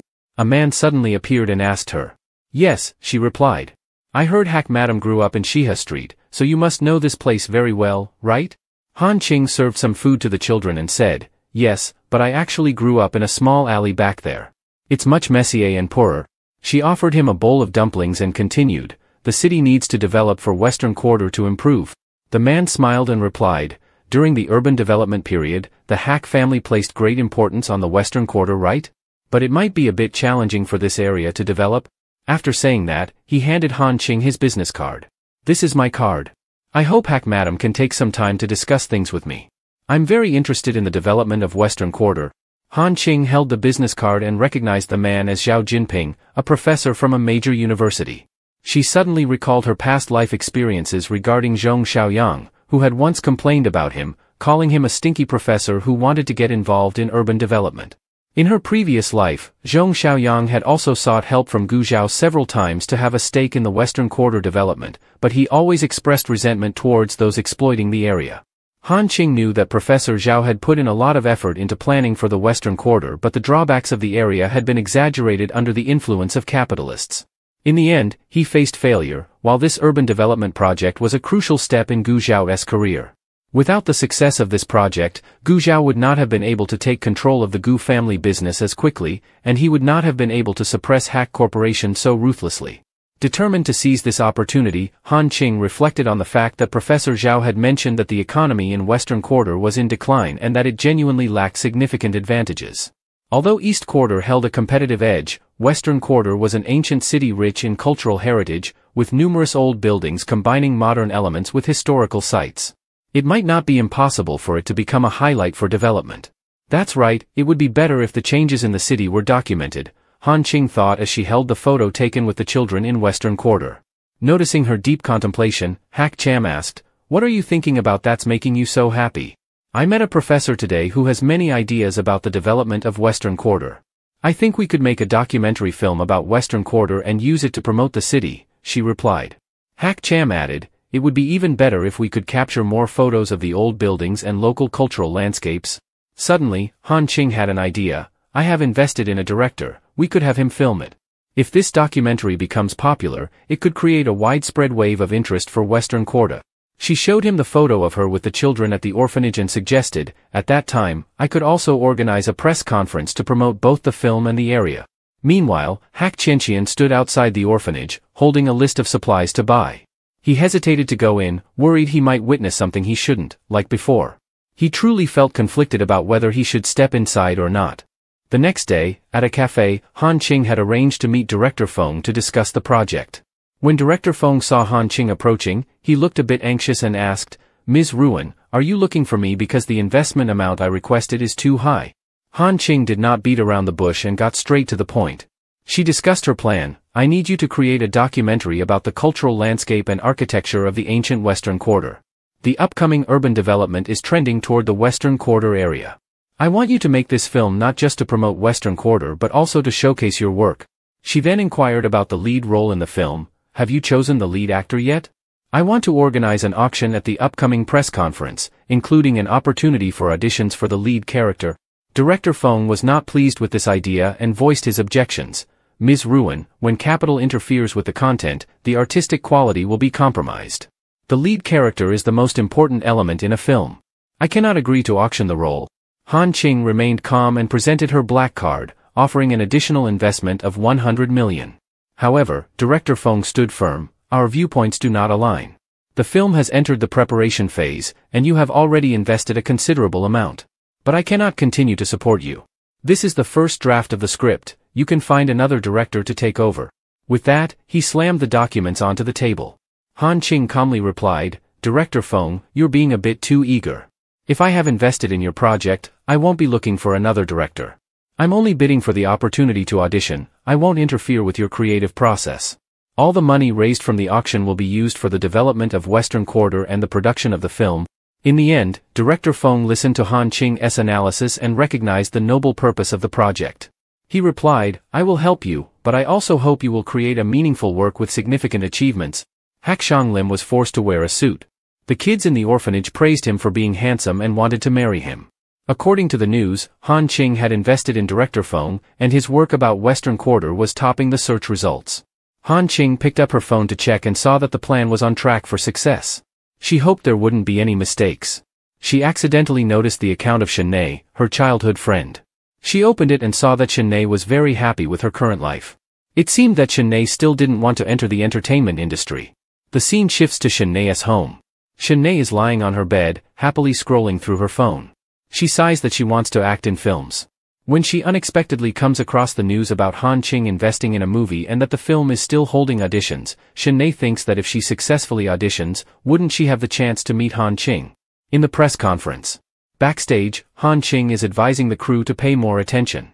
At this moment, Hak Cham approaches and asks, "Is your wife still busy?" Noticing that he is holding a box, she asks, "What's in the box?" "A little token of my affection," Hak Cham replies.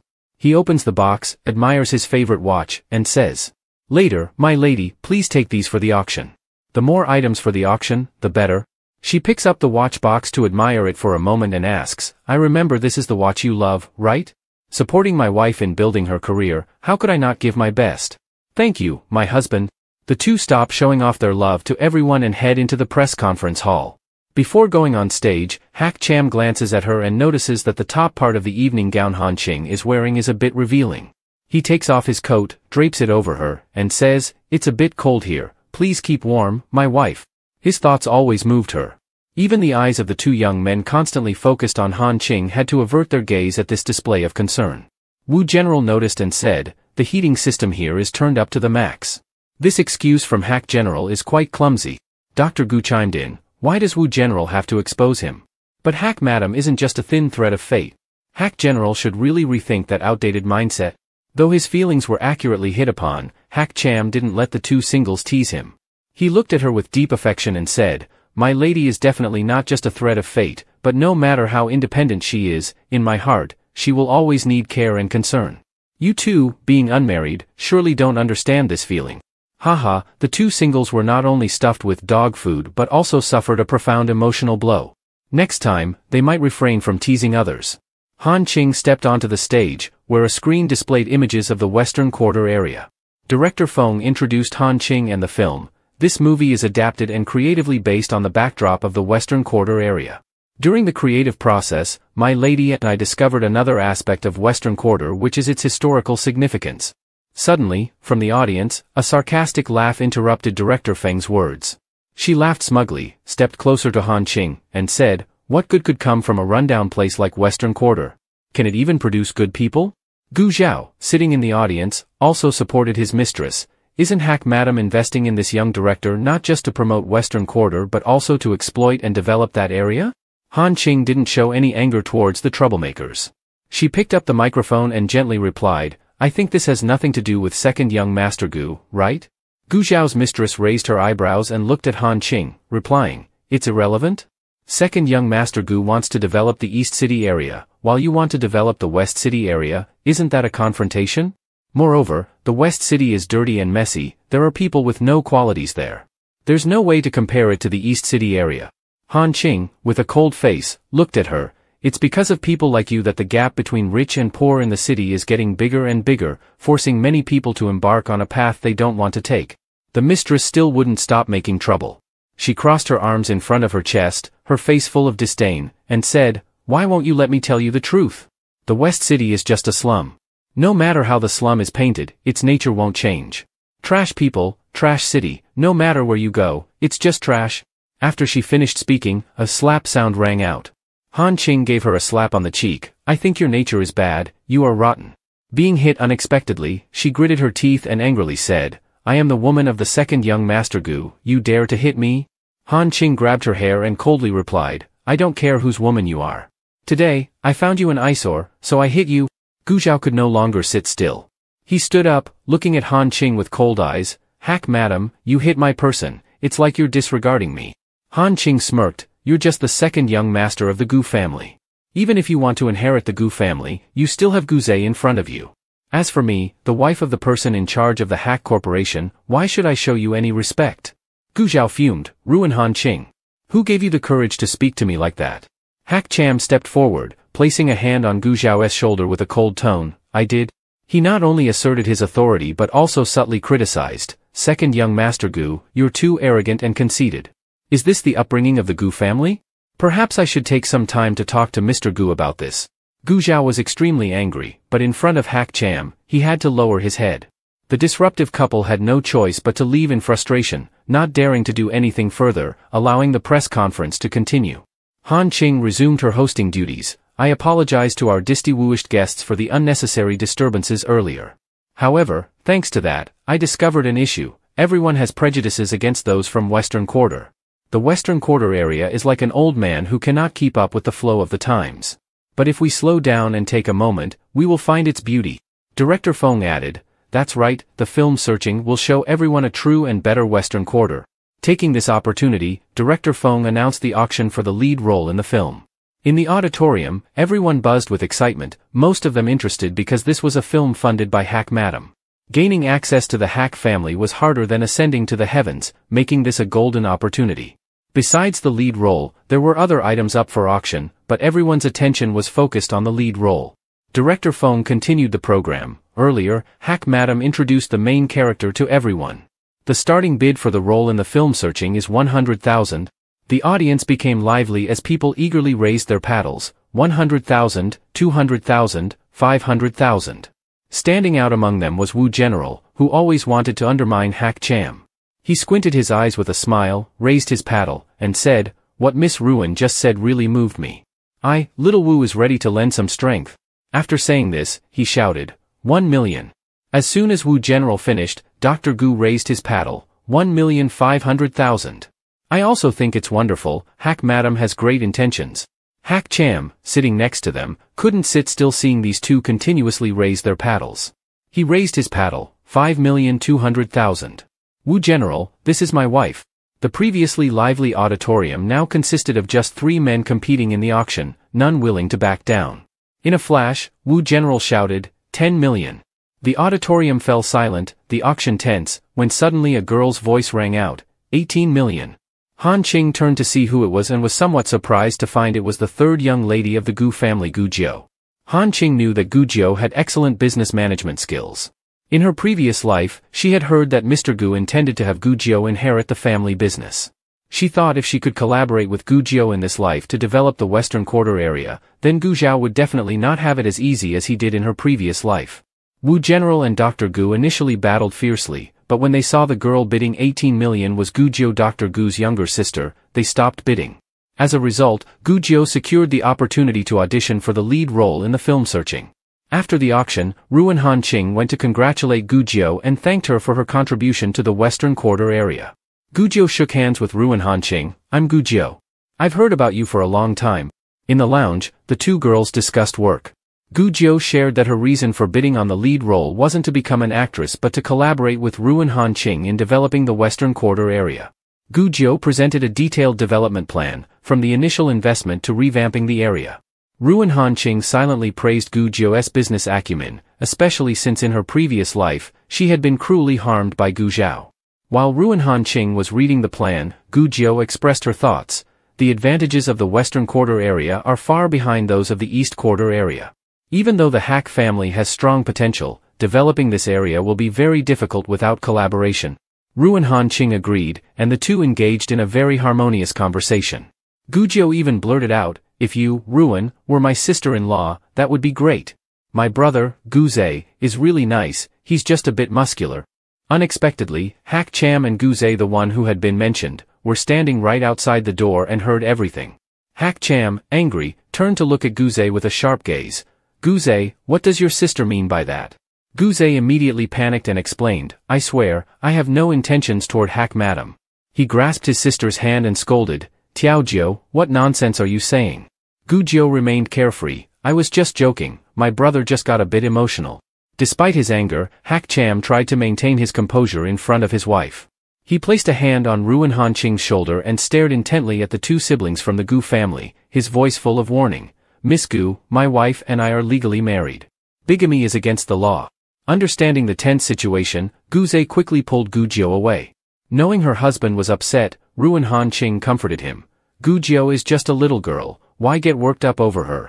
Taking this opportunity, Hak Cham didn't miss the chance to flirt with his wife. My wife is very capable and well liked by everyone.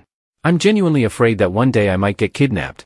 In response to her husband's flirtation, Ruin Han Qing replied, I only love you.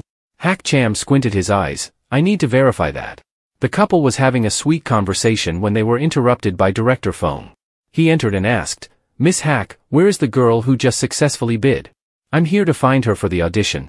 Ruin Han Qing smiled and replied, she doesn't need it, she just wants to collaborate with the Hak family to develop the Western Quarter area. Director Feng happily announced that he had chosen a suitable candidate for the main role through a video audition.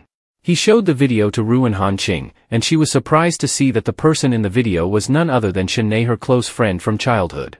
Looking at the girl in the video, Ruin Han Qing didn't seem very happy. She had thought she had given up on her dream of becoming an actress in this lifetime. In her mind, she was struggling. On one hand, she absolutely didn't want Shenei to enter the entertainment industry and end up with the same fate as in her previous life. On the other hand, she thought about Shenei's dream, and since this film was personally invested by her, Director Feng kept praising Shenei. She reluctantly compromised with herself, handed the phone to Director Feng, and said, you decide. I promised I wouldn't interfere with your work, but I'll come to watch on the casting day. On the casting day, Ruin Han Qing arrived at the film set. When Director Feng saw her, he wanted to introduce the two, but just then, the auditioning actress arrived. Before he could finish the introduction, the two girls had already rushed into each other's arms. Han Qing's sister. It's been so long, do you remember me? Of course, I remember. I've been so busy lately that I haven't had time to visit you. How is Xiaobai doing? Is he behaving better now? Seeing the two girls so happily reunited, Director Feng felt like a light bulb and decided to leave them be. Through Shenei's words, Ruin Han Qing learned that Xiaobai had recently been working part-time to save money to return to school. She was glad to see that the boy had learned his lesson from the previous experiences. Ruin Han Qing asked Shenei, you still haven't given up on your dream of becoming a best actress? Why are you here to audition? Han Qing's sister, you know my only dream is to become a best actress. Moreover, this film is invested by you. I think if I succeed in the audition, we'll get to see each other more often. Seeing the longing in Shenei's eyes, Ruin Han Qing couldn't bring herself to stop her but only cautioned, I'm happy for you if you can achieve your dream. But the path in the entertainment industry isn't easy. The director interrupted their conversation, reminding Shenei that it was time for her audition. Before leaving, Shenei turned back and said, Qi Han Qing, please come watch me perform later. In her heart, Ruin Han Qing had other plans. If Shenei didn't perform well, she would definitely ask Director Feng to replace her. Ruin Han Qing wanted Shenei to prove her talent, as she had previously discussed with Director Feng about selecting a challenging scene for Shenei's audition. Shenei's audition process went very smoothly. Director Feng praised her, saying, you truly stand out on screen. Your ability to embody the character exceeds what the script requires. Indeed, I found the right person. Ruin Han Qing was surprised to learn that Shenei had never received professional training. It seemed that fate wanted to give her this opportunity. She sighed, realizing that she couldn't let the unfortunate outcome from her previous life overshadow Shenei's talent in this one. Ruin Han Qing decided that if Shenei had chosen this path, she would wholeheartedly support her. In front of Ruin Han Qing, Director Feng praised Shenei's talent, not mentioning any of her shortcomings. After Ruin Han Qing left, he pointed out the areas that needed improvement. To increase the film's popularity, Director Feng uploaded a clip of Shenei's audition online, causing a stir among netizens. Some comments read, the leading lady's eyes make me want to cry, her performance is outstanding. How can someone so young act so deeply? Even in shabby clothes, her beauty shines through. Meanwhile, in a private room, Gu Zhao was threatening Director Wang. You should remember who has made your position in the entertainment industry what it is today. Director Wang responded nervously, yes, of course, it's thanks to Gu General. Gu Zhao replied, I don't like anyone shining brighter than me. This is Ruin V2, the sister of Ruin Han Qing. Ruin V2 quickly introduced herself, my name is Ruin V2, you can call me Tu Tuzed. Gu Zhao smiled in satisfaction, you look like a sweeter version of Ruin Han Qing. Ruin V2 replied with a smile, that depends on whether the second young master of the Gu family is willing to support me. Gu Zhao chuckled, pulling out a black card, if you agree to come with me, I won't treat you poorly. This is my supplementary card, you can buy whatever you want. Ruin V2 took the card and thanked him respectfully, thank you, Gu General. I promise I won't let you down. After Ruin V2 left, Gu Zhao smiled triumphantly, Ruin Han Qing, I want to see what you have to compete with me. As Ruin V2 stepped outside, anxiety washed over her. She silently vowed that if she were going to imitate Ruin Han Qing, she needed to do it perfectly to avoid being exposed. She also cursed her luck, feeling that if it weren't for Zhong Xiaoyang, she wouldn't have to rely on mimicking Ruin Han Qing to secure Gu Zhao's investment. Had she known earlier that Zhong Xiaoyang was useless, she wouldn't have wasted so much time. While lost in her thoughts of self-reproach, Director Wang called her back. Ms. Ruin, why are you leaving so quickly? This is a gift from General Gu that he asked me to give to you. Ruin V2 held the gift, her forehead drenched in sweat. Seeing this, Director Wang asked, why are you sweating so much, Ms. Ruin? It's nothing, it's just very hot, she replied and quickly left to avoid revealing any signs of anxiety that Director Wang might notice. The next day, at the studio, Director Feng was guiding Shenei on some tips during the performance. Han Qing was reading the materials with her eyes half closed, as if she were about to fall asleep. Just when she was feeling bored, she received a phone call from Gu Jiu. I sent someone to deliver the cooperation contract to the Hack family, but you weren't home, so I wanted to call and let you know. Gu Jiu also reminded Han Qing that Gu Zhao's entertainment stars had signed a contract with Ruin V2, and they were about to participate in a heavily invested film. It has already exploded online. It's likely that during the recent auction, Gu Zhao has held a grudge against you. Han Qing opened her phone and scrolled through to find director Wang Zheng congratulating Stars Entertainment on signing a contract with the Ruin family and describing Ruin V2 as violent, fierce, and sweet. Both violent and sweet. Who wouldn't love this gem of humanity? Han Qing scrolled through the information online, feeling a bit melancholic.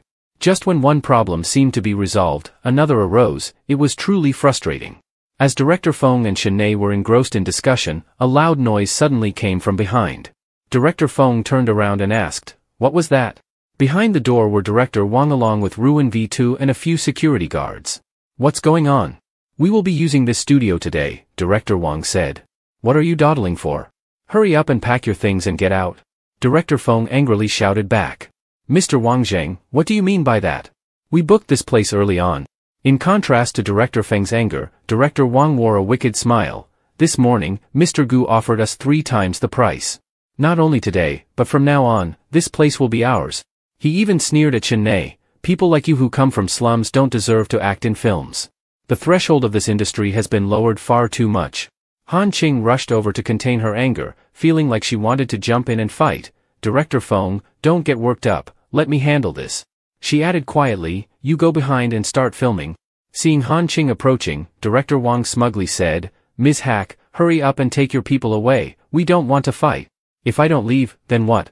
Do you want to take action? Ruin V2 took off her sunglasses, mockingly saying, Sister, we already have contracts in hand, so how can you take this place from us? Don't get too worked up. She stepped closer to Han Qing, crossing her arms as if to assert her authority. The future of the entertainment industry relies on throwing money at it, especially for a place like this. If you want to have any rights here, you need to cough up more cash. Thinking she had the upper hand, she was taken aback when Han Qing seized her chin, looking at her with a condescending smile. Looks like my little sister has changed her style recently, huh? Are you trying to imitate me? This makeup does bear some resemblance to mine. But you should know that there are some things you can't mimic. Feeling embarrassed, the younger sister retorted angrily, I'm just reclaiming what rightfully belongs to me. She clenched Han Qing's hand and raised her voice. You're a thief. You stole my happy marriage, stole my future. Those things were meant to belong to me. After finishing her sentence, she was shoved hard by Han Qing, causing her to fall to the floor. Han Qing looked at her with a cold expression and shouted, Your mother is the third party who ruined my family and took away my property.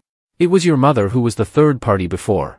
She didn't want her daughter to marry a cripple with no future, so she let me marry into the Hack family instead.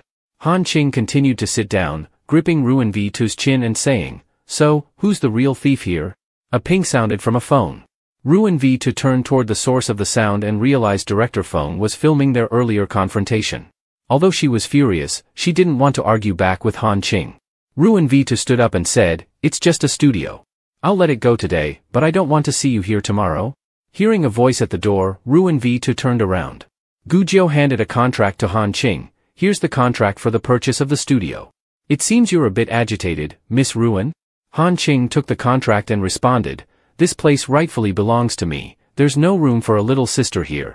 From the conversation between Gu Jiao and Han Qing, it became clear that Gu Jiao had overheard Gu Zhao mentioning renting Han Qing's studio at the company today, so the two had planned to buy this studio. Feeling at a disadvantage, Ruin V2 wanted to argue her case. How can you do something like this? Everything should be based on who gets there first. Han Qing rolled up the contract and pointed it at her little sister, retorting with her earlier words. Didn't you just say that the future of the entertainment industry relies on money? Especially for a studio like this. Her sister countered, there are plenty of studios in this building. I'll just rent another one. Unexpectedly, Han Qing's assistant came in to announce, I'm sorry, Miss Ruin, but all the remaining studios in the building have been purchased by the Hack Group and are not open to the public. They are all reserved for the filming of Mrs. Hua. After hearing the announcement, the three girls were wide-eyed in shock. Although angry, Ruin V2 knew she was at a disadvantage and could do nothing. You're really looking down on us. Ruin V2 left the studio with Director Wang, in front of Han Qing's mocking smile. Unwilling to accept defeat, with her mind full of schemes, she called Gu Zhao. Gu General, the studios we wanted to rent today have already been purchased by Ruin Han Qing. It's just a studio. I'll rent you another one. But the entire studio in this building has been bought by the Hack Group, Gu Zhao replied. What they're doing is truly disrespectful, completely disregarding Gu General. Unexpectedly, Gu Zhao saw through her intentions. Ruin V2, just say what you need to say and stop with the petty tricks. I want Gu General to invest more. I can invest more in you, but what benefits can you bring me? He mocked, a courtesan. What? You want to set up a shrine? Ruin V2's face darkened, but she quickly replied, I can get Ruin Han Qing into bed with Gu General. Ruin Han Qing is very proud. If she finds out she slept with another man, given her personality, she will definitely break down. Gu Zhao laughed heartily at her suggestion. All right, then I'll leave this to you. After you complete the task, I will invest 3 times more. Ruin Han Qing had no idea that a dark scheme was brewing against her from 2 wicked individuals. At the Hack family villa, Han Qing was happily having dinner with her husband, thanking him for the unexpected surprise he had brought that day. Her husband affectionately patted her head, saying, You keep thanking me, but isn't this what I'm supposed to do? At that moment, Han Qing received a notification for a new message. After reading it, her expression shifted slightly, prompting Hack Cham to ask, What's wrong? It was a public invitation from Ruin V2 on Weibo, inviting her to attend the film festival organized by Stars Entertainment. Do you want to go, wife? If you don't want to, we won't go. No need to care about other people's opinions. Of course we should go. Stars Entertainment invited us to participate as investors of the film searching to promote our movie. She wore a devilish expression. Surely Ruin V2 didn't know that the film festival would be broadcast live. I want to give her a little taste of how ruthless society can be. The next day, the film festival took place at the Hack family villa. The younger siblings were excitedly munching on popcorn, watching the live broadcast. The film festival is about to start. We're going to see our sister-in-law soon. At the Stars Entertainment Film Festival, Han Qing and Hack Cham were greeted and blessed by the crowd. Before they moved on to chat with others, Hack Cham reminded her, if anything happens, just call me. Han Qing scanned the surroundings with her eyes and caught sight of Gu Zhao and Ruin V2 staring at her. Ruin V2 approached, pretending to smile as she wrapped her arm around Han Qing's. Why didn't you let me know you were coming? I missed you so much. Oh, you still remember me? Seems like last time wasn't enough for you. Han Qing skillfully avoided her sister's embrace. Ruin V2 was furious at Han Qing's attitude but didn't dare act out, silently cursing in her mind. Ruin Han Qing, you really want to push your luck. If it weren't for the live broadcast, do you think I would even care about someone like you? On the outside, she maintained her cheerful facade, raising a glass of wine. What are you talking about? I don't understand. Would you like to have a drink with me? Han Qing looked at her and smiled. Sister, I don't drink, but I heard you and Zhong Xiaoyang broke up. In the upper class, Zhong Xiaoyang even said your skills were quite good. Ruin V2 gritted her teeth in anger. She couldn't believe she had the audacity to say that out loud. Gu Zhao interrupted the sisters' conversation. Hack Madam is truly strong, vibrant, and quick to wood. She certainly has people looking at her in a new light. He then leaned in closer to Han Qing. I hope after today, Hack Madam can maintain this charm. A notification pinged as Han Qing turned off her phone. Gu Zhao remarked, Don't get too close to anyone after drinking, your mouth stinks. Gu Zhao laughed, his words layered with meaning. Hack Madam is really interesting, let's wait and see. Seizing the moment, Ruin V2 signaled to a server to bring a drugged drink to Han Qing. Looking at the couple before her, Han Qing thought that such ordinary people could be so confident, they really seemed well matched. Without any guard, she raised her glass and drank right away. After that, she sensed something was off. After drinking the glass of water, Ching felt a headache coming on. She realized she had been drugged. A server approached to support her. Madam, are you okay? Would you like to drink some water? The entire process of Ching arriving at the party was streamed live from the moment she entered with her husband, including her arguments with her sister Ruin V2 and Gu Zhao. Before leaving the screen, she didn't forget to say goodbye. I'm sorry, everyone, I'm not feeling well. I'd like to turn off the live broadcast for now. You can switch to other live broadcasts in the hall. Ching went upstairs to rest. She noticed the server's attitude was off, so she remained vigilant. After receiving her room key from the server, she told him to keep his distance. Her room number was 316, and she deliberately turned the number 6 into a 9. The server stood at a distance, so he didn't see her do this and confirmed that Ching had entered the room. The server called Ruin V2 to report. She has entered room 316. Good, give the room key to Gu General. Ruin V2 was at the party, glancing at Cham, thinking that Gu Zhao had taken control of Ruin Ching on the other side. As for her, she could also execute her plan. Ruin Ching, you are a thief who dared to steal my marriage contract and my happiness. Today, I will set everything back on the right track. Tonight, Cham will be mine. She took a glass of wine and approached, saying, Mr. Hack, can I have a few minutes of your time? Cham brushed her off. Sorry, there's nothing to discuss between us. Ruin V2 provocatively replied, Manhua, don't you want to know why Ruin Ching agreed to marry someone with a disability, as rumored? Don't you want to know if she has feelings for anyone, and who that person is? Oh, and why they can't be together. If you drink this glass of wine, I'll tell you everything you want to know. Cham maintained his cold demeanor. I don't need to know. I don't know what you're plotting, but it's best not to waste your time with me. No matter how my wife was in the past, I'm the one who possesses her now, and I hold her future as well. Whatever I want to know, I can ask her directly instead of going through someone like you, who has malicious intentions and jealousy. He tossed the wine glass aside. Ruin V2, it's best not to try to understand her through a woman like you. Although Cham didn't drink the wine, Ruin V2 still wore a wicked smile. Fortunately, even without drinking, the alcohol in the air would have its effect. Ruin V2 handed the key to the staff member and instructed, take him to room 319. I worked hard to get this master key, so don't mess it up. Under the influence of the drug, Cham felt hazy as the staff led him to a resting room. Unbeknownst to him, the staff took him to Ching's room, as she had intentionally switched the room number earlier. Upon entering the room, Cham noticed someone lying on the bed. He immediately sensed that someone was scheming against him. With a stern face, he shouted, Who's lying on the bed? Get out. Seeing the figure remain still, he approached and threw back the covers, revealing his wife lying there, causing his heart to race. Meanwhile, in the bathroom, Ruin V2 was feeling triumphant. Perfect. Gu Zhao might be having an affair with Ruin Ching right now. So, here's to hoping our wishes come true. She opened the door and stepped into room 319, where a man was already waiting on the bed.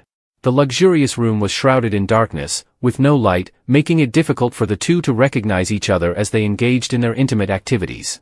In the adjacent room, Ching groggily woke up and noticed someone sitting on the bed. She quickly grabbed the person by the shoulder and flipped them off the bed, preparing to throw a punch, saying, Who sent you here? Be gentle, my wife. It's me. With their reactions, both realized they had been drugged. Knowing that the person beside her was her husband, Ching felt at ease and snuggled into his arms, drifting back to sleep. Unfortunately for him, Cham's mind remained alert. With his beautiful, lovely wife nestled in his embrace, his desires surged uncontrollably. A flicker of rationality battled against his urges, prompting him to hastily rush to the cold shower. He realized that in front of the woman he liked, his self-control was surprisingly weak. After stepping out of the shower, he called his assistant, requesting a list of everyone who had purchased aphrodisiac drugs recently in the city. Following his wife's advice, he drank plenty of warm water to restrain himself. However, the moment he glanced at her, his desires flared up again, turning his face bright red.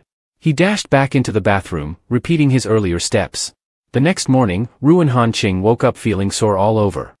Cham was sitting on a chair, attentively asking, Are you awake, my wife? As she turned her eyes, she noticed her husband's panda-like eyes and giggled, Looks like you didn't sleep well last night. Cham asked seriously, How did you get drugged last night? I started feeling dizzy after drinking a glass of juice, then the staff brought me to the room. Both of them began to reflect on the events of the previous night. After some consideration, they concluded that Ruin V2 was behind the scheme, but unfortunately, they lacked sufficient evidence. Ruin Han Ching turned back before entering the bathroom and said to Hak Cham, "It's fine, the future is still long." As she stepped into the bathroom, she noticed everything was wet and asked, "Did you shower this morning, or is the bathroom always this damp?" Hak Cham, feeling a bit embarrassed, stammered an incoherent response. Sensing something had happened to him the night before, Han Ching approached him and planted a kiss on his lips. "A reward for you. Looks like you didn't sleep well last night." Surprised by the kiss, he looked at her with burning eyes and teased, "Indeed, my wife always feels safe with me. But the good things in this world require patience, and what I lack the most is patience." Blushing, she turned and ran away, saying, "I'm hungry, I'm going to wash my face and have breakfast." In Ruin V2's room, she smirked to herself before the show began. She waited for Hak Cham to open his eyes, curious to see how he would react upon discovering the disheveled figure next to him from their unexpected encounter. Ruin V2 started to sit up, her eyes welling with fake tears. "Who are you? How could you?" Gu Zhao also opened his eyes and looked at her. "Why are you here?" Ruin V2's mouth dropped open in shock. "Huh? Why are you here? I don't understand how I ended up in this room with you." Gu Zhao smirked. "Who did you hope it would be? Did she think she could use last night to climb into Hak Cham's bed?" Tears flowed freely from Ruin V2's eyes as she defended herself. "I didn't. This was my first time, how could I be so easy?" Gu Zhao didn't believe her, and with a mocking tone, he threw back the covers, only to be startled by what he saw. Under the sheets were bloodstains. Seeing this, Ruin V2 felt a surge of satisfaction. Thankfully, she had faked it to create this impression. With tears still streaming down her face, she continued, "I know my reputation isn't great right now, but I really am not that kind of person. I won't tell anyone. I just saw that the CEO liked my sister, so I felt jealous. But I know my place, I won't overstep my boundaries." Gu Zhao found her behavior quite annoying, so to calm her down, he threw a jacket at her and said, "Stop talking so much, put it on, I'll take responsibility for you." Moments later, unexpectedly, the two couples walked out of their rooms at the same time. Ruin V2 ran over, pretending to greet Ruin Han Ching warmly. Han Ching didn't say much and shoved a candy into her mouth, saying, "Stop performing, there's no one here to watch your show. You might as well try this instead." The younger sister panicked and spit the candy out. "Ruin Han Ching, what did you give me?" Ruin Han Ching confidently replied, "What do you mean? Don't you remember what you did last night? I've always believed in getting revenge for my grievances. Ruin V2, you'd better handle this well." Not caring about her reaction, Ruin Han Ching turned back and linked arms with her husband as they walked away. Before leaving, she didn't forget to provoke her sister. "Darling husband, there are some kids who can't even understand human speech. How pitiful." After walking a bit further, Hak Cham asked, "What was that medicine?" She smiled and replied, "Just some regular vitamins, just to scare her a little." Ruin V2 looked back at the hotel room door, secretly affirming, "That bitch has gotten involved, otherwise, how could she have mistakenly brought someone to the wrong room? What right does that trash from the slums have?" Quickly, she adjusted her mood, feigning distress, and looked at Gu Zhao. "Gu General, you really mean it when you say you'll take responsibility for me, right? I don't even trust your words." "Gu General, so it comes to investing in me."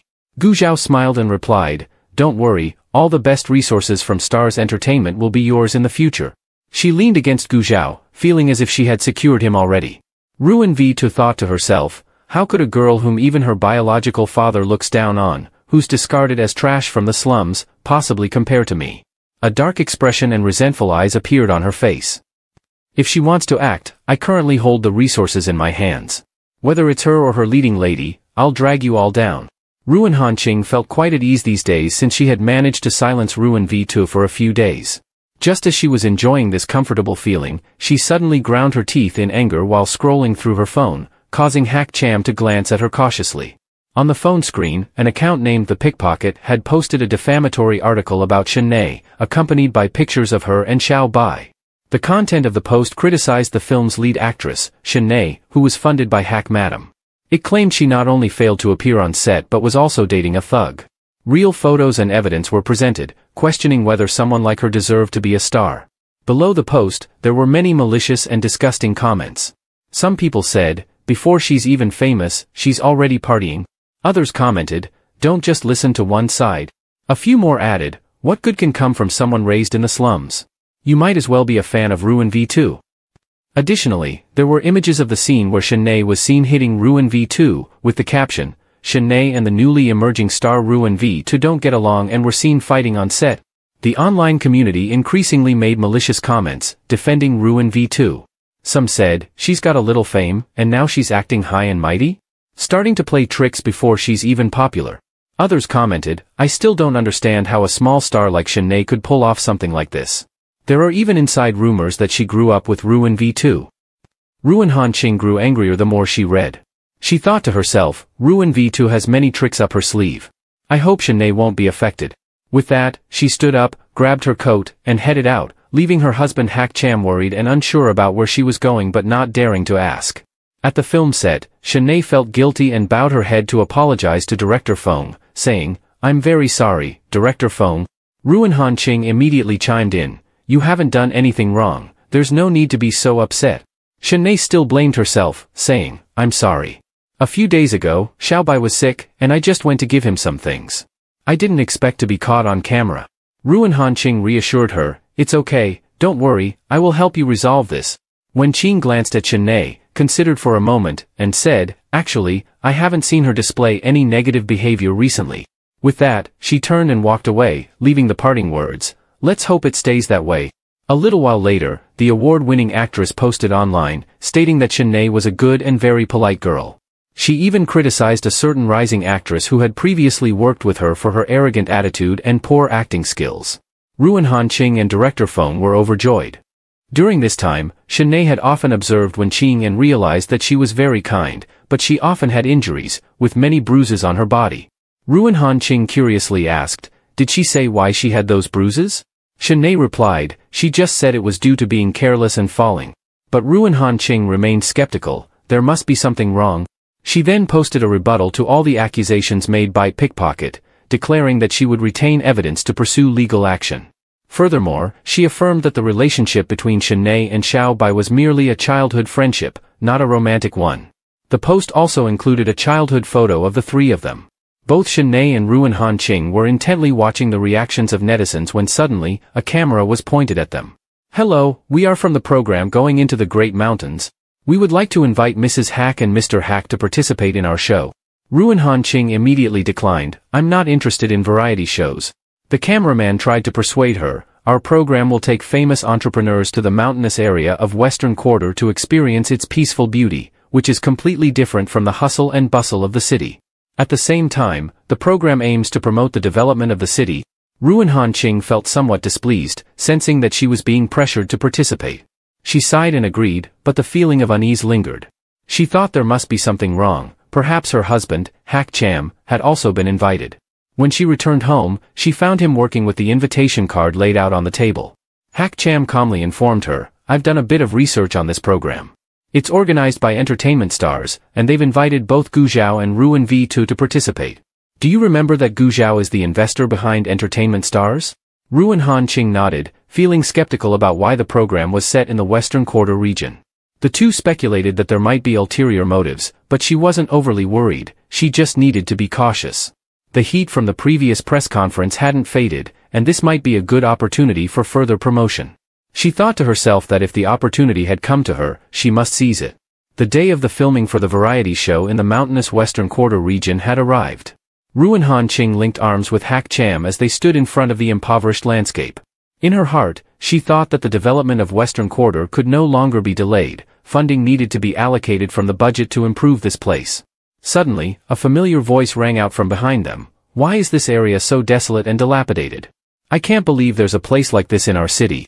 It was Gu Zhao, continuing with a tone of disdain, it's ridiculous that anyone would want to develop such a cursed place. Ruin V2 approached with a teasing demeanor, sister, I think you shouldn't waste your efforts trying to develop a place like this. Do people from here even have any good qualities? At that moment, the movie queen Wen Qing and her husband also joined the program and happened to overhear Ruin V2's unpleasant comments. Wen Qing walked over coldly and replied, people from the city aren't necessarily better. If their hearts are dirty, they see everything as dirty. Ruin V2 was left speechless, unable to retort. Ruin Ching said, this time the program is being broadcast live, warning her younger sister, you must be cautious with your words and actions. Don't let anyone catch your weaknesses. Oh, and by the way, I have a record of your history with purchasing anesthetics. Her sister angrily retorted, who buys that stuff? Don't say such nonsense. But Han Qing only smiled, clearly hinting at a threat. That's right, it's not just the anesthetics, there are a few other random things too. If Gu Zhao finds out your first time was fake, do you think he would still treat you well? After warning her younger sister, Han Qing approached the movie queen Wen Qing, not expecting that she was also participating in the program. Wen Qing explained, yes, my husband was invited, and I wanted to contribute a small part, so I joined. Han Qing sincerely thanked her. You helped me clarify everything last time. If it weren't for you stepping in, things might have been more complicated. As Han Qing gently held Wen Qing's hand, she suddenly noticed a look of pain on her face. Concerned, Han Qing discovered that the injury on her hand didn't seem like a result of a careless fall.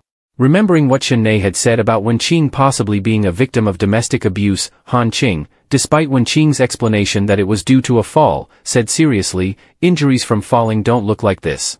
You're not a bad person, you don't deserve to be treated unfairly. I can help you.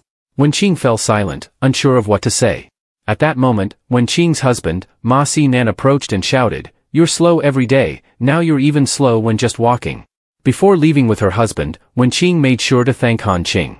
As they moved away, Han Qing overheard Ma Si-nan continuing to scold his wife, further confirming that there was indeed something wrong with the husband of the actress Wan. The organizer held a megaphone and welcomed everyone to the site of the variety show into the Great Mountains. We have invited 4 groups of guests, and this show will be broadcast live. We hope everyone can integrate with the customs and people of the Xisheng area.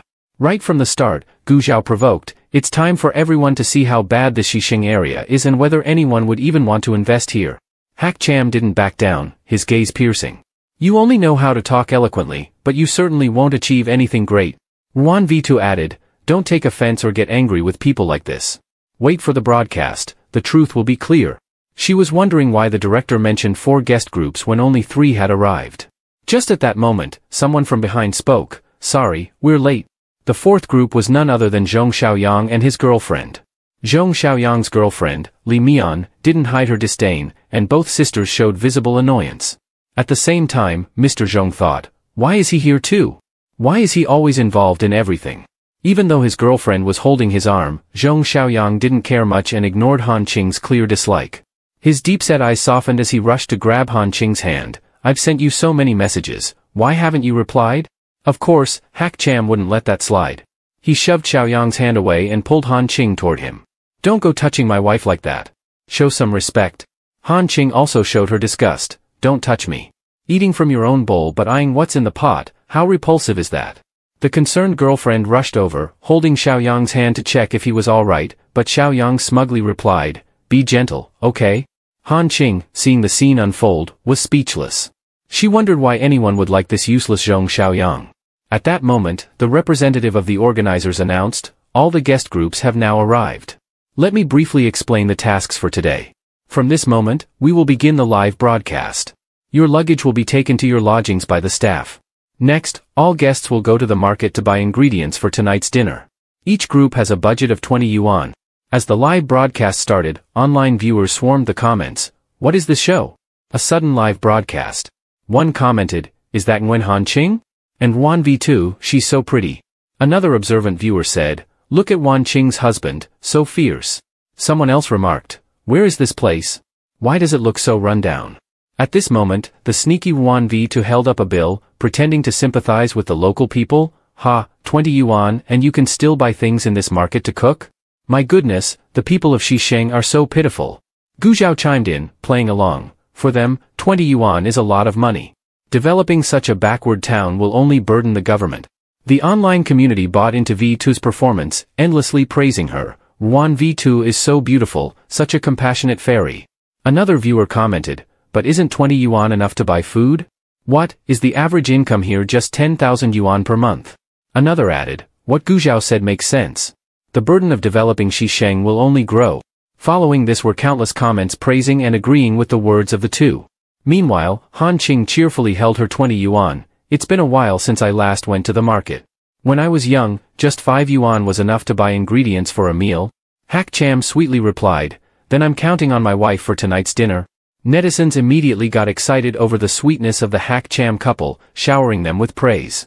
Suddenly, Zhong Xiaoyang grabbed his team's 20 yuan and ran after Han Qing. Is 20 yuan enough? I can share some with you. His actions left his girlfriend, Lee Mian, standing there in confusion, while Ruin V2 quickly took advantage of the situation to brainwash Lee Mian. She asked, "Your boyfriend leaves you to chase after someone else like this, don't you think that's strange?" Lee Mian innocently replied, "But isn't Ruin Han Ching your sister? Why are you siding with her?" Ruin V2 continued her act, "Even blood siblings can turn on each other. Just because she's my sister doesn't mean she can't get involved with someone else's boyfriend." The audience's comments exploded, with many criticizing Ruin V2. Some viewers remarked, "Wait, how is Ruin Han Ching the one getting involved with someone else's boyfriend? Isn't it Zhong Xiaoyang who keeps chasing after her?" Lee Mian, feeling down, admitted, "I'm not as good as your sister, but I really like Xiaoyang." Ruin V2 didn't miss the chance to plant more doubt. "It's not because you're not good enough, it's because of Ruin Han Ching. If she wasn't around, your boyfriend wouldn't be ignoring you like this." Gradually, Lee Mian began to be convinced and showed determination. "Maybe you're right. I need to be stronger and teach Ruin Han Ching a lesson." Meanwhile, during the market trip, Ma Si Nan became irritated, criticizing his wife for choosing seafood from a section he deemed filthy. Although his wife tried to explain that she had picked the freshest ingredients possible within their budget, Ma Si Nan continued to yell, saying, "How could anyone eat this?" Han Ching, seeing the scene, intervened, "What do you think you're doing?"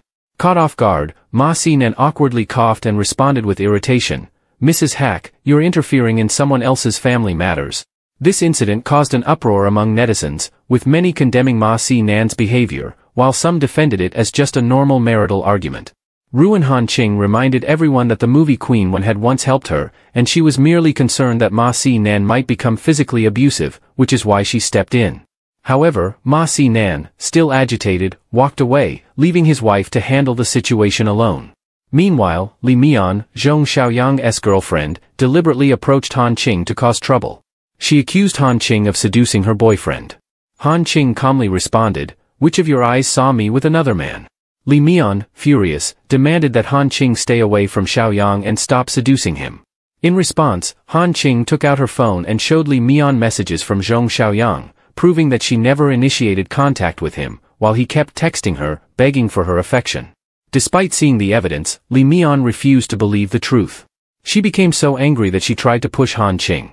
However, Han Ching quickly dodged, causing Lee Mian to fall into a nearby fish stall. The stall owner yelled in frustration, "Oh no, my fish stall." At that moment, Hack Cham appeared with a cameraman, smiling as he called out to Han Ching, "Honey, I bought the vegetables." Han Ching calmly helped Lee Mian up and whispered to her, "My husband is here, and the cameras are behind him. You don't want to embarrass yourself on camera, do you?" Lee Mian began to feel a bit shaken and embarrassed, realizing that her actions might have been caught on film. However, she still couldn't accept the truth and continued to believe that Han Ching was the bad one. Hack Cham approached, worried, and asked his wife, "Honey, what's going on? Are you okay?" Han Ching gently replied, "It's nothing, this young lady just accidentally fell, and I was just helping her up." Netizens quickly praised Han Ching for her kindness and friendly demeanor. Some even criticized Lee Mian for being clumsy and careless. To ease the situation, Han Ching turned to the fish stall owner and said, "I'm sorry, I'll buy all the fish in this tub."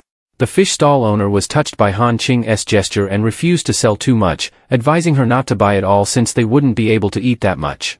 The online audience continued to praise the generosity of the vendor, emphasizing that not everyone in West Town was as bad as some had previously thought. Lee Mian stood there, thinking to herself, "Is this woman right in the head? Why would she want to help me clean up this mess?"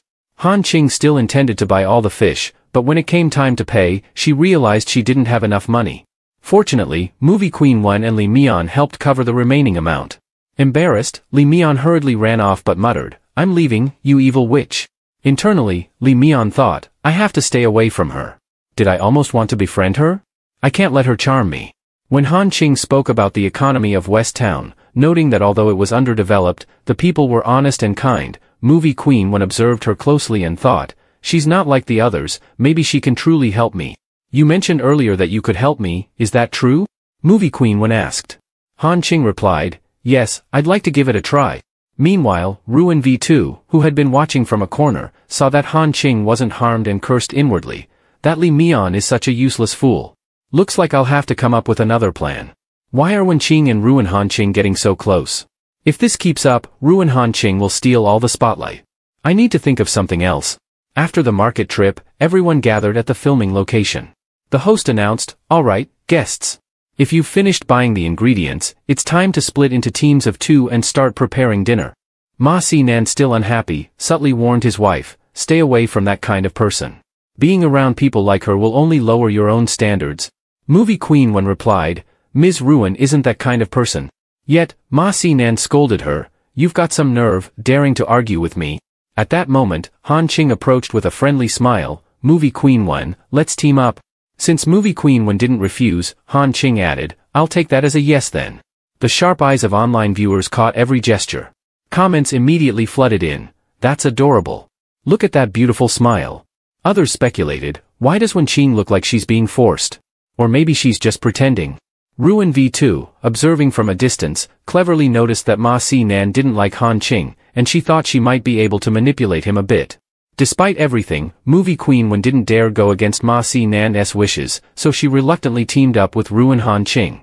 Meanwhile, Zhong Xiaoyang continued to hover around Han Ching. "Can I help you with anything?" he asked. Feeling annoyed, Han Ching picked up a knife and sliced a fish in half, as if to send a warning. Zhong Xiaoyang got the message: if he kept bothering her, he might end up like that fish.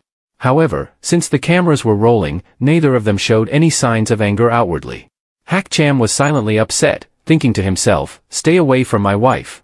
Li Mian, too, was fuming, "Why isn't Xiaoyang helping me instead?" Han Ching decided to go to the backyard to fetch some firewood. Hak Cham wanted to accompany her, but she stopped him, saying, "Chances are, you wouldn't be able to tell which wood can be burned and which can't. Let me go, I'll be quick." Sensing an opportunity, Ruin V2 approached Ma Si-nan, trying to instigate trouble. "Ma Si-nan, brother, let me help you. You really dislike Ruin Han Ching, don't you?" Ma Si-nan coldly replied, "What do you want?" Ruin V2 continued her act, "I just can't stand Ruin Han Ching's arrogant attitude. I believe certain decisions should always be made by men, whether in society or within the family. After all, men are the ones who have the final say." Ma Si-nan, pleased by her words, replied, "I quite agree with that view." She then moved to the real point. "A woman who doesn't listen is certainly not smart. The backyard is full of firewood. What do you think? Could she accidentally set it all on fire?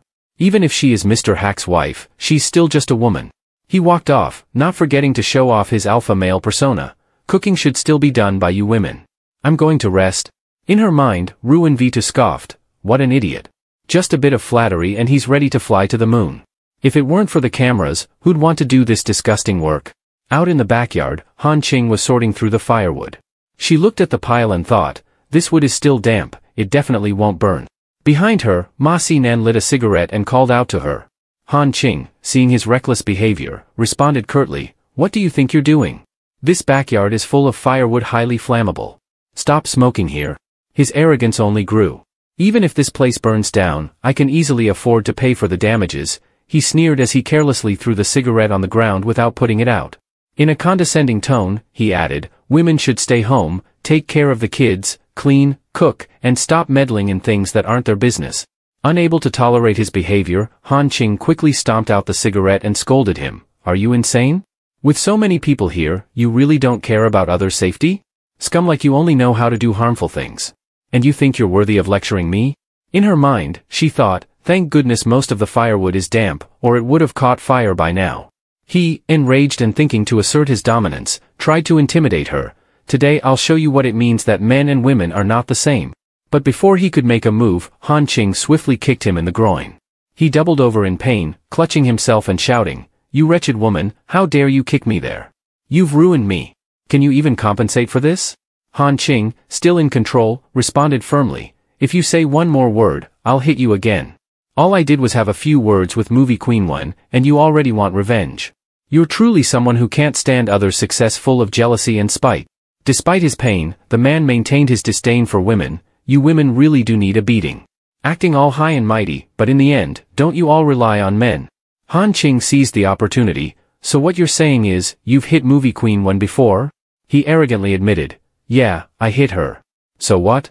Does she think being in Movie Queen makes her untouchable? I'm the one who makes the final decisions in the family. If she doesn't listen to me, I'll hit her. I need to show her and all women like you who's really in charge of a family." Han Ching raised her phone and looked at him with utter contempt. "Your attitude and actions are absolutely disgusting." He laughed smugly. "Disgusting, huh? So what? Even if you try to expose me, no one will believe you. It's just the two of us here.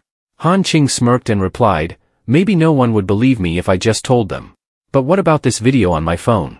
I was originally just recording how to distinguish between dry and damp firewood, but instead, I caught your filthy face admitting to domestic violence. He gritted his teeth and threatened, the Ma family and the Hack family have a lot of business dealings. If you dare to expose me, it won't benefit anyone. It was too noisy, so Han Ching threw a stick at his head to shut him up.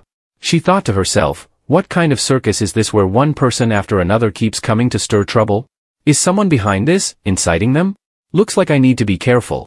She picked up a bundle of firewood and went inside, announcing, Ma Sinan fainted in the backyard and hit his head on a pile of firewood like an egg. Staff, you all should go check it out quickly. The crew scrambled to rush outside, even calling for a doctor and an ambulance. Meanwhile, his wife showed no concern at all, remaining focused on cooking. This led the audience to lively comments. Doesn't she care what happens to her husband at all? What's wrong with movie queen one? She's not a doctor, what good would it do to follow him? Exactly.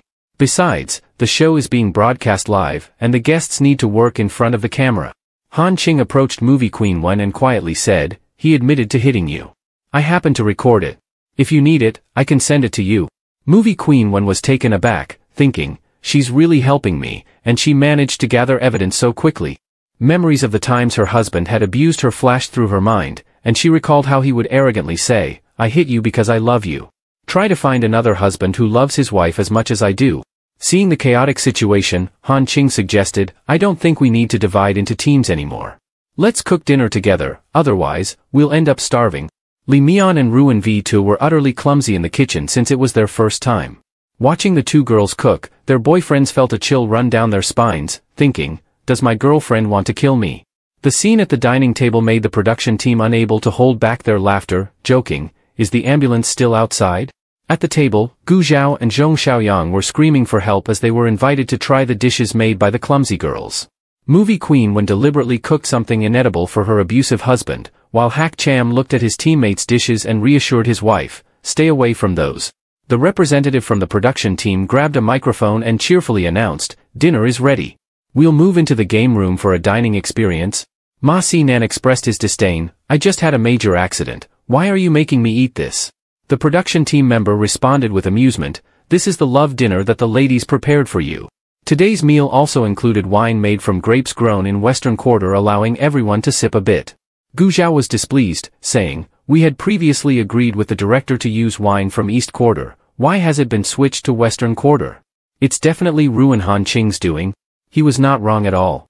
Hack Cham, concerned about his wife's low tolerance for alcohol, advised her, just drink a little. But Han Ching remained carefree, it's just a little grape wine, there's nothing to worry about. I heard this wine is a specialty of Western Quarter so I have to try it. Both Zhong Xiaoyang and Li Mian also took a sip. Li Mian remarked, this wine has a sweet aftertaste, different from what I usually drink. It's really suitable for women. Her comment piqued the audience's curiosity, some ordered the product while others wanted to visit Western Quarter to experience it. Gu Zhao urged, aren't we supposed to play another game? Let's get on with it. It's too boring just sitting and eating. The representative held up several playing cards and introduced the next activity. I have 1 to 7 cards, plus 1 big joker. The guest who draws the big joker can randomly select the phone of one of the remaining guests from 1 to 7 and call anyone in that phone's contact list. After each successful connection and call, the production team will donate 500,000 yuan to Western Quarter. This game excited the audience immensely, the production team was going all out. Whose phone didn't have secrets? It suddenly felt thrilling. While shuffling the cards, Ruin V2 didn't miss the chance to throw shade at Han Ching. Looks like you're not too scared. Aren't you worried there might be someone on your phone that you can't call? Ruin V2 teased. Han Ching confidently replied, whether it's convenient or not, as long as I can help Western Quarter I'm ready. Of course, Han Ching didn't miss the chance to throw shade back. So does your sister have someone suspicious in her phone? You better hide it well, it would be embarrassing if it gets revealed later. The younger sister felt a bit guilty. I don't have anyone suspicious, I just wanted to tease you a bit. I didn't expect you to react so strongly. If what I said upset you, I'm really sorry. Han Ching matched her performance, I was just joking. You're overthinking it. If I made you feel bad, I apologize. Han Ching's smug demeanor and Ruin V2's sulky expression amused the audience to no end, they couldn't stop laughing. Hack Madam was truly a stunning woman, not joining the entertainment industry was a significant loss for it. Her acting skills were so impressive that they made Ruin V2's expressions more vibrant than ever. Ruin V2 was fuming, her face turning green without needing any makeup. Some viewers commented, fans of Ruin Han Ching should stop being so self-indulgent. She just came to chat, and if she doesn't want to talk, so be it. Why act all unpleasant? Ma Xinan looked pleased with himself. I can't believe I got lucky enough to draw the first card. It's the big joker. Let me call for number 7. For some reason, number 7 turned out to be Movie Queen 1. She handed him her phone, and he already knew the password. His smile and words carried a sinister intent. Please don't be mad. When we get home tonight, whether it's kneeling to do your laundry or giving you a shoulder massage, I promise I'll do everything you say. The actress, Wen, did not expect that. In his eyes, abuse was just like massaging shoulders and kneading backs. It's truly sad for her all this time. Ma Xinan turned on the speakerphone for the call. With a malicious look, the voice on the other end spoke up. Hello, is when the actress free to call me again? Hearing that voice, the sharp-eyed audience erupted with comments. Oh my god, did I hear that wrong? That's the voice of actor Jean. Who would have thought that just by watching a variety show, they would witness the return of a long-lost main character? The production team really came up with a fun idea. I never imagined they could call actor Jean. From the tone of actor Jin's voice, it seemed like the two were very close. Ma Xinan replied coldly, It's me, actor Jean. When Ching is not here. I want to speak with you privately. I don't think we have anything to discuss between us. If you have something to say, you can tell Wen Ching to call me instead. If there's nothing else, I'll hang up now. Ma Xinan refused to let it go. Actor Jean interrupted, Why be so cold? You don't want to talk to me, you only want to check on Wen Ching, right? Being cold to me makes it easy for people to misunderstand that you're my rival. At this point, the audience started commenting excitedly. If this conversation continues like this, there could easily be a big scoop. Could it be that rumors of actor Jean and movie queen when being in a real relationship are true? Is it because movie queen when is already married that they can't be together? The actress truly did not expect that Ma Xinan would act so crazy just to gain fame. Did he ever think about how, if he kept talking like this to Jean Xingxi, Wen Ching would face this friend later? Seemingly understanding the temperament of Ma Xinan, the voice on the other end clearly stated, Don't use your filthy thoughts to speculate about my relationship with little Wen Ching. If you only want to discuss these boring things with me, I'll hang up. Hearing actor Jean refer to his wife as little Wen Ching, he interpreted it, calling her so affectionately, can anyone believe there's nothing between them? I just want to thank you for taking care of Wen Ching in the past. Without actor Jin's introduction, perhaps Wen Ching wouldn't have landed the lead role. But I can't help but wonder if this introduction has any ulterior motives. The actress and actor seemed like a perfect match, didn't they? The audience listening to the conversation couldn't believe it was real. What is Ma Xinan talking about? Is he crazy? Oh my god, is this real? Don't be so extreme. Knowing that Ma Xinan had no good intentions, actor Jean commented as a colleague, I'm just an ordinary actor. I can recommend actors to the director, but I don't have the right to decide who gets to perform. As for little Wen Ching, she earned that role based on her talent, not because of my recommendation. Ma Xinan stubbornly tried to twist the conversation, looking for a loophole to humiliate his wife. Actor Jean is not wrong. Wen Ching's talent is part of it, but this cannot be separated from your consideration, can it? I don't like the way you speak. My recommendation played only a minor role in this process. Even without me, I believe with little Wen Ching's talent, she would find an opportunity to reach the pinnacle of being the best actress. As her husband, you should understand her serious efforts and capabilities. Others may say she's lucky to have relied on me to achieve her status, but as her husband, you cannot think like that. She entrusted her life to you, so you should protect her. If you cannot shield her from the rain and wind, I truly don't know what it means for her to marry you, Jean Changxi responded. Being spoken to like that, he didn't feel ashamed but rather fueled the madness in his imagination. Was he unworthy of being a husband? Then was Jean Changxi worthy? She had already become his wife, yet she wasn't being honest? He looked at the actress with a fierce gaze that terrified her. It seems that actor Jean has always been dissatisfied with my marriage to Wen Ching. Could it be that all the rumors out there are true? Does actor Jean really have feelings for my wife? His attitude and words caused an explosion of comments online. Why did movie queen Wen find a lunatic to marry? Is Ma Xinan crazy? How can he say such things on camera? All the comments expressed disdain for him. Ruin Han Ching couldn't believe how mad he was. This is the first time I've seen someone voluntarily put a green hat on themselves like this. Still with an arrogant attitude, he looked down on women. What does Mrs. Hack have to do with you? I'm just following the rules of the game. What do you women know? Or have you done something like this before, which is why you feel guilty when others talk about it? His insane and arrogant words made Movie Queen Wen unable to listen any longer. She wanted her husband to stop. Hak Cham also couldn't accept such words about his wife. Who gives you the courage to talk about my wife like that?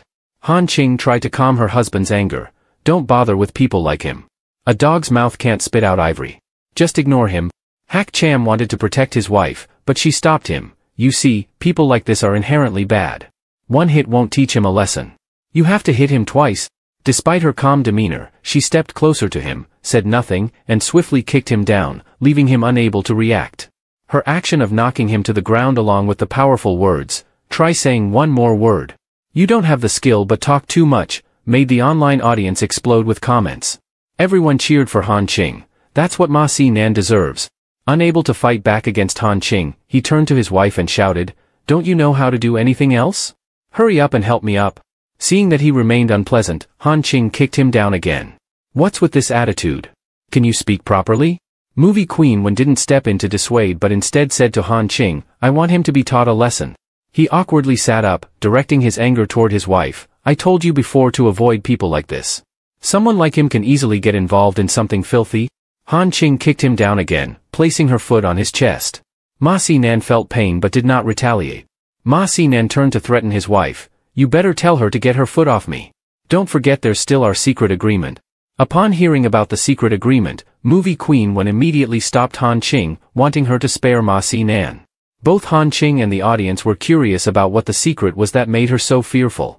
Ma Si Nan, in pain, crawled up and slapped Movie Queen Wen hard, shouting, "Today is truly the ugliest day, just look at the kind of people surrounding you. If you want to humiliate me like this, then I think we don't need to keep any secrets anymore." Movie Queen Wen held her swollen cheek, tears streaming down as she pleaded with him, "I was wrong, please don't." His violent actions outraged the online audience.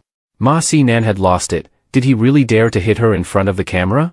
Some keen observers noted, "Look at Movie Queen Wen's arm, there's a bruise." To stop his madness, Han Ching threatened, "If you don't want the video of you admitting to domestic violence to be released, then shut your mouth right now." He was too arrogant to let himself be threatened. With a smug attitude, he replied to Han Ching, "If you dare release the video, I will expose Wen Qing's secrets to the world. One wrong step from you, and I will ruin her instantly." The audience was terrified by his demeanor. Is there something wrong with his mental state? Some commented, "Ma Si Nan looks terrifying." Han Ching couldn't believe how shameless he was, using his wife's secret as leverage. It was humiliating. Movie Queen Wen wanted to intervene, saying, "We agreed on this before, you can't go back on your word." She looked at him pleadingly, but he coldly replied, "Shut up." Disappointed, she sat on the ground, tears streaming down her face. Han Ching encouraged her, "Don't endure it anymore. This time he's threatening you with a secret. What about next time? You can't let him threaten you for your whole life. Fight back." Movie Queen Wen recalled the horrifying scene from 5 years ago when her husband had knocked her out.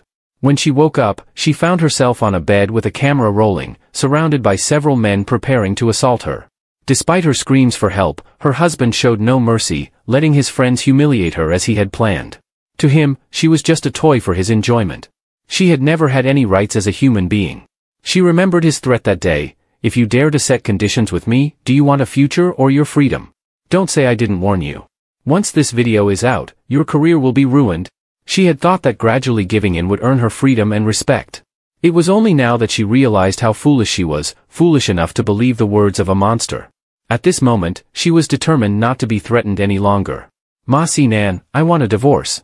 I've had enough." The abusive husband was shocked that his wife dared to resist in front of the camera. He exploded in anger, shouting, "What do you expect me to do?" He pointed at the person holding the camera and demanded, "You're recording this?" The audience commented, "They can record when hitting someone but not when they resist." Some remarked, "If he's like this in front of the camera, I can't imagine how he is behind the scenes." Others noted, "Is this the thinking of the Qing dynasty?" All the viewers criticized his actions. He seemed on the verge of madness, rudely unplugging the equipment. Turning back, he pointed threateningly at his wife, "Wen Qing, don't push me. I don't want us to reach this point. Apologize now, and I might still forgive you." With tears in her eyes, Movie Queen Wen expressed her thoughts. "Ma Si Nan, in the past, many men pursued me, and they had better backgrounds than your family. But do you know why I chose you in the end? Because that day, when I had just left the film set, a drunk man rushed at me, wanting to touch me. You appeared and chased that drunkard away. It was your righteousness and fearlessness that I admired, which is why I chose to marry you. But I never expected that the hand that once protected me would now strike me. Why is that? He maintained his arrogant attitude. You're my woman, so you should listen to me. Why do you ask so many questions?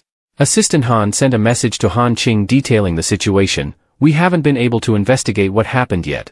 But on a banned pornographic website, there's a suspicious video of movie queen when being assaulted by multiple people. After comparing the voices, it's likely that one of them is Ma Si Nan's, linked to an account called Rich Handsome Guy Who Likes to Hunt Girls with the video. Han Ching thought she had witnessed the dark side of society in her past life. Regardless of whether it was when Ching or not, Ma Si Nan's level of depravity exceeded her imagination. Han Ching sent a message assigning a task to her assistant Han. This is the video where Ma Si Nan personally admits to domestic violence. Compare it with the screenshots from the website and report it to the police. Fortunately, just as Ma Si Nan was about to raise his hand to hit movie queen 1, Han Ching intervened. Rich handsome guy who likes to hunt girls, why haven't you updated anything today? He looked nervous and stammered. What are you talking about? I don't know. He ground his teeth, feeling furious inside. How did this girl find out and know it was mine? That account was clearly shut down. Hearing the name Rich Handsome Guy Who Likes to Hunt Girls, everyone else wore various expressions, trying to maintain their composure, feeling that the name was utterly disgraceful. Zhong Xiaoyang, on the other hand, was quite cheerful. Hunting girls? What's that about? What are you hunting for? Hak Cham looked worried. Honey, be careful not to get hurt. Only Li Mian felt that the name sounded familiar, as if she had heard it somewhere before. A moment later, she suddenly remembered that it was the publisher's account of a very famous pornographic website. Years ago, after the site was banned, only the IP address of this account remained untraceable. In the end, nothing was resolved. Zhong Xiaoyang was somewhat flustered to see how well informed his girlfriend was. Don't tell me you like watching that kind of stuff. She blushed bright red and scolded him. What nonsense are you talking about? This website was personally sealed by my father back then, that's why I know about it. She thought innocently, completely unaware that her careless words could hurt others. Speaking of which, there was a girl in the video who looked very much like movie queen 1. Although her face was a bit blurry, it had a striking resemblance. Everyone turned their attention to movie queen 1, whose face was darkened. Even though she didn't want to, she still tried to ask if the girl in the video was wearing a dark blue spaghetti strap dress. The innocent girl recalled that if she remembered correctly, this was the case. Years ago, this video had garnered the most money on that website, with views reaching tens of millions. Movie Queen 1 had no idea that what he called a secret had long been public for profit. His disgraceful actions had been seen by over 10 million people. She coldly questioned Ma Si Nan. So you've always been lying to me, right? Even in this situation, he still refused to acknowledge his mistakes. I didn't lie to you. I covered my face. How could anyone recognize you? Who can understand how crazy this guy is? Han Ching kicked him, pressing his head down. Apologized to Wen Qing. He still had that dismissive attitude towards women. Why should I apologize to a woman? You all were born to be toys for us men. But toys are not worth anything. Besides, with what happened today, even if you speak up, how many will believe you? Who has evidence? He didn't forget to threaten Wen Qing. I only hit you in front of the camera. As long as I apologize and use my connections a bit, everything will go back to normal. You'll never escape me in this lifetime. Suddenly, movie queen 1's phone emitted a voice from the famous actor Jean, saying there's no evidence, I've recorded everything from the start. He was now terrified. Why haven't you turned off the recording? Han Ching coldly replied, your good days are finally over. At this moment, the police car arrived. Who is Ma Si Nan? We have received a report that you are suspected of infringing on another person's privacy and disseminating pornographic materials online. Come with us to the station. Movie Queen 1 thanked Han Ching. Thank you for saving me. It's not that I saved you, it's that you managed to pull yourself out of the mud. Li Mian finally reacted. Could it really be movie queen 1? She ran over, repeatedly apologizing. I'm sorry, I didn't know that was you. Movie queen 1 didn't blame her. Instead, she expressed gratitude. You were the one holding the actress's hand, so thank you. She enjoyed the moment, realizing how delightful it was to help others. Movie Queen 1's hand was so soft. Hak Cham approached Han Ching, affectionately saying, you've worked hard, my wife. I've sent greetings to the production team. The remaining filming will be temporarily halted. Let's go home and rest. Holding the actress's hand, Li Mian reflected, that guy Ma Si Nan is truly terrifying. Girls shouldn't be too infatuated, or the outcome will be dire. Suddenly, she thought about herself, I will never be infatuated. But Zhong Xiaoyang, after being with her, still dared to send messages to bother Ruin Han Qing. She suddenly remembered those messages and swung her fist at Zhong Xiaoyang's face. Zhong Xiaoyang. I want to break up with you. You're a scoundrel and a jerk, you've been with me, yet you still message others. Zhong Xiaoyang held his face in pain, wanting to explain. But Li Mian was resolute and didn't want to hear anything from him. Stop making excuses, you jerk. Goodbye. With that, she ran away, ignoring Zhong Xiaoyang as he chased after her, apologizing and wanting to explain. Ruin V2, unwilling to give up her wicked thoughts, felt lucky not to have been discovered. Han Qing, consider this your lucky break. The next day, all the trending search keywords online were related to the filming event in Western Quarter. Movie Queen Wen also posted about the misfortunes in her 5-year marriage, including the video Ma Si Nan had used to control her. The post resonated with many viewers, who expressed their sympathy. After a week, Han Qing felt the heat of Movie Queen Wen's incident was gradually subsiding. In 2 days, she planned to take her out to relax. Hak Cham walked in with a cheerful face, I have some good news. This piqued Han Qing's curiosity, wanting to know what it was. Recently, Western Quarter had become very popular online. The relevant authorities had noticed the area and wanted to organize a city election meeting there. Han Qing was thrilled. It seems our efforts have truly paid off. Then I'll prepare well for this election. Of course. With that, he hugged her. Thank you for being by my side. I'm selfish, so I won't allow you to leave me. She reciprocated his affection. I will always be by your side. The two were being sweet with each other when they were unexpectedly caught by the kids in the house peeking through the window, watching. Some were happy, while others were sad. Meanwhile, Gu Zhao was frustrated and couldn't eat. Online, everyone was unanimously supporting the development of Western Quarter. Ruin V to seize the opportunity. I'll think of a way to help you. Gu Zhao was eager to know what that way was. On this side, she struggled to come up with an idea, making Gu Zhao impatient and wanting to leave. Thankfully, her mind finally clicked. We can go donate to the poor households in East Quarter. Gu Zhao felt something was off. How could there be poor households in East Quarter? Do you think every place is like Western Quarter? She cunningly added, we could pretend that Ruin Han Qing previously raised funds for Western Quarter, attracting a lot of public sympathy. Now, we can do the same. Even if there aren't any real poor households, donating supplies will naturally earn us a good reputation, right? Hearing her smooth words, Gu Zhao was satisfied. I'll leave this to you. He handed her a black card as a reward. You can use the money on this card as you wish. Buy supplies, and if there's any left over, you can buy something you like. You must do well before the election. Han Qing, along with her assistant, was out selecting supplies to send to the orphanage and the poor households in Western Quarter. Since there were some issues during the last procurement, she wanted to check the items personally this time. Seeing her looking tired, her assistant expressed concern. You shouldn't overexert yourself. We can handle this. No one will notice if you let us take care of it. How can I not care? We need to be cautious and avoid buying supplies from that shop again. Their quality was too poor and unusable. Especially the food, there were too many expired items mixed in with what they sold to us.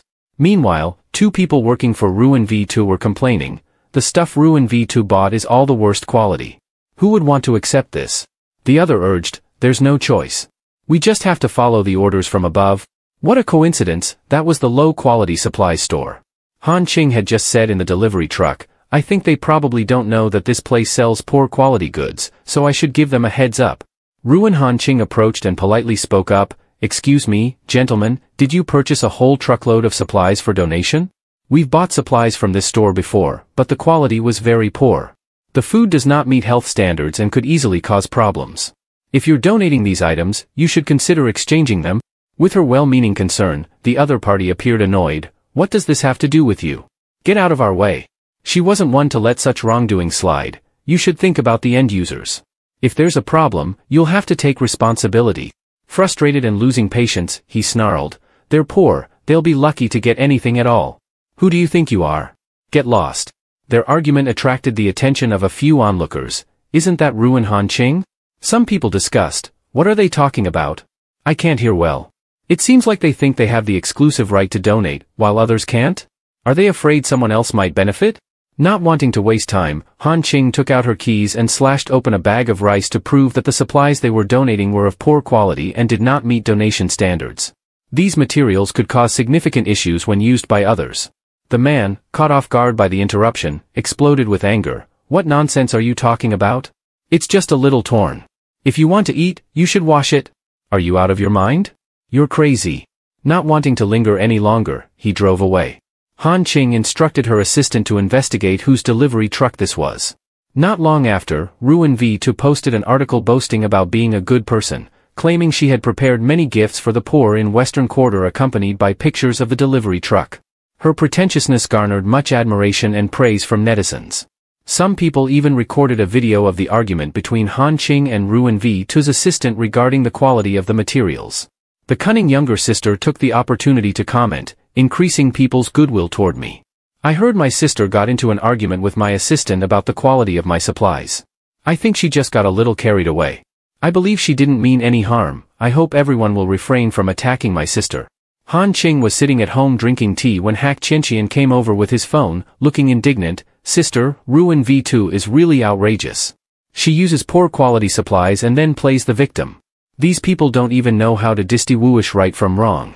Han Ching calmly sipped her coffee. It seems there's no need for Assistant Han to investigate where the supplies came from. I really can't just stand by and watch these poor quality supplies end up in the hands of people who are already struggling. If they get sick from using them, going for treatment will only become a greater burden. How can they possibly survive?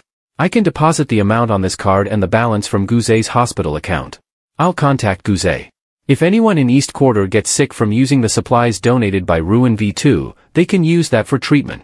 Hak Qianqian was unhappy. Sister-in-law, even after everything that's happened, you still care about them? Knowing her younger brother's thoughts, she replied, I'm not trying to clean up Ruin V2's mess. It's just that misfortune tends to find its way to the poor, and the Buddha only helps those with money. Besides, don't you trust your sister-in-law? At East Quarter, where Ruin V2 is distributing charity supplies, she stepped out of her luxury car and urged her staff, hurry up, guys. I have a beauty appointment this afternoon. She secretly laughed with pride, thinking that Ruin Han Ching was now stuck and couldn't stop her supplies.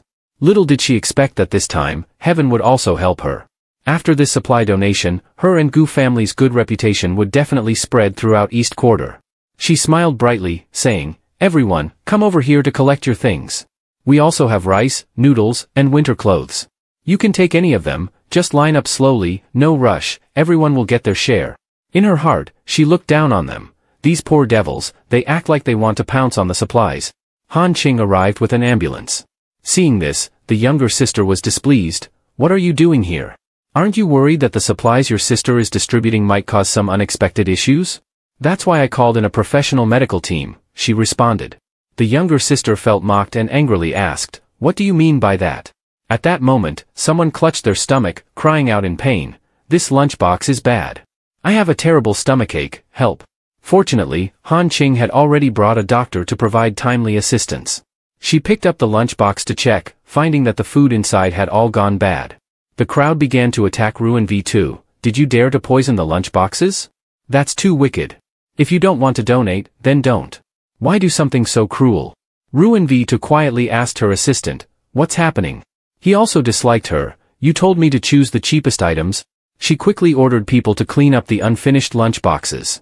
Turning to the crowd, she used lies to justify herself. In this hot weather, it's normal for food to spoil. Why are you all overreacting?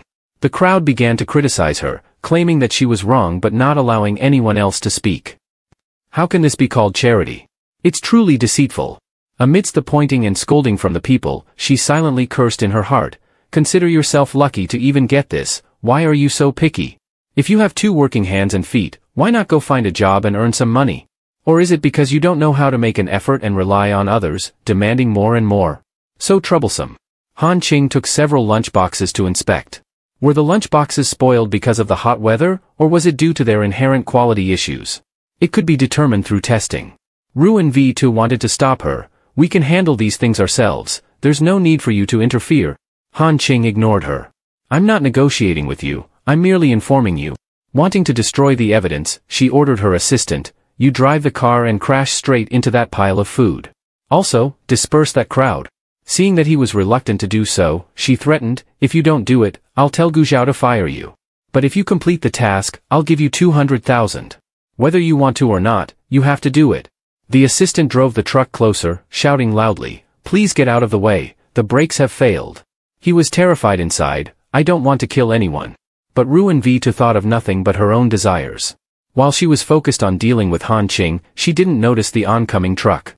Thankfully, the driver shouted loudly, allowing her to react in time and dodge out of the way. Ruin V2, are you crazy? With so many people around, you had someone drive straight into them. She, being scheming, defended herself. I didn't. Don't slander me. Which of your eyes saw me order someone to crash into them? Until now, what makes me inferior to you? You always suppress me, weighing me down everywhere. The life you have now should rightfully belong to me. And now, you still want to come and ruin my life? Ruin Han Ching, what do you actually want to do? Han Ching pushed her away and coldly threatened, you are challenging my limits, time and time again. You are the one who has repeatedly come to destroy my current life. I can overlook everything you've done to me in the past, but today you drove a car into the crowd to destroy evidence. You will face consequences. I will personally punish you. Returning home, everyone was gathered and gossiping.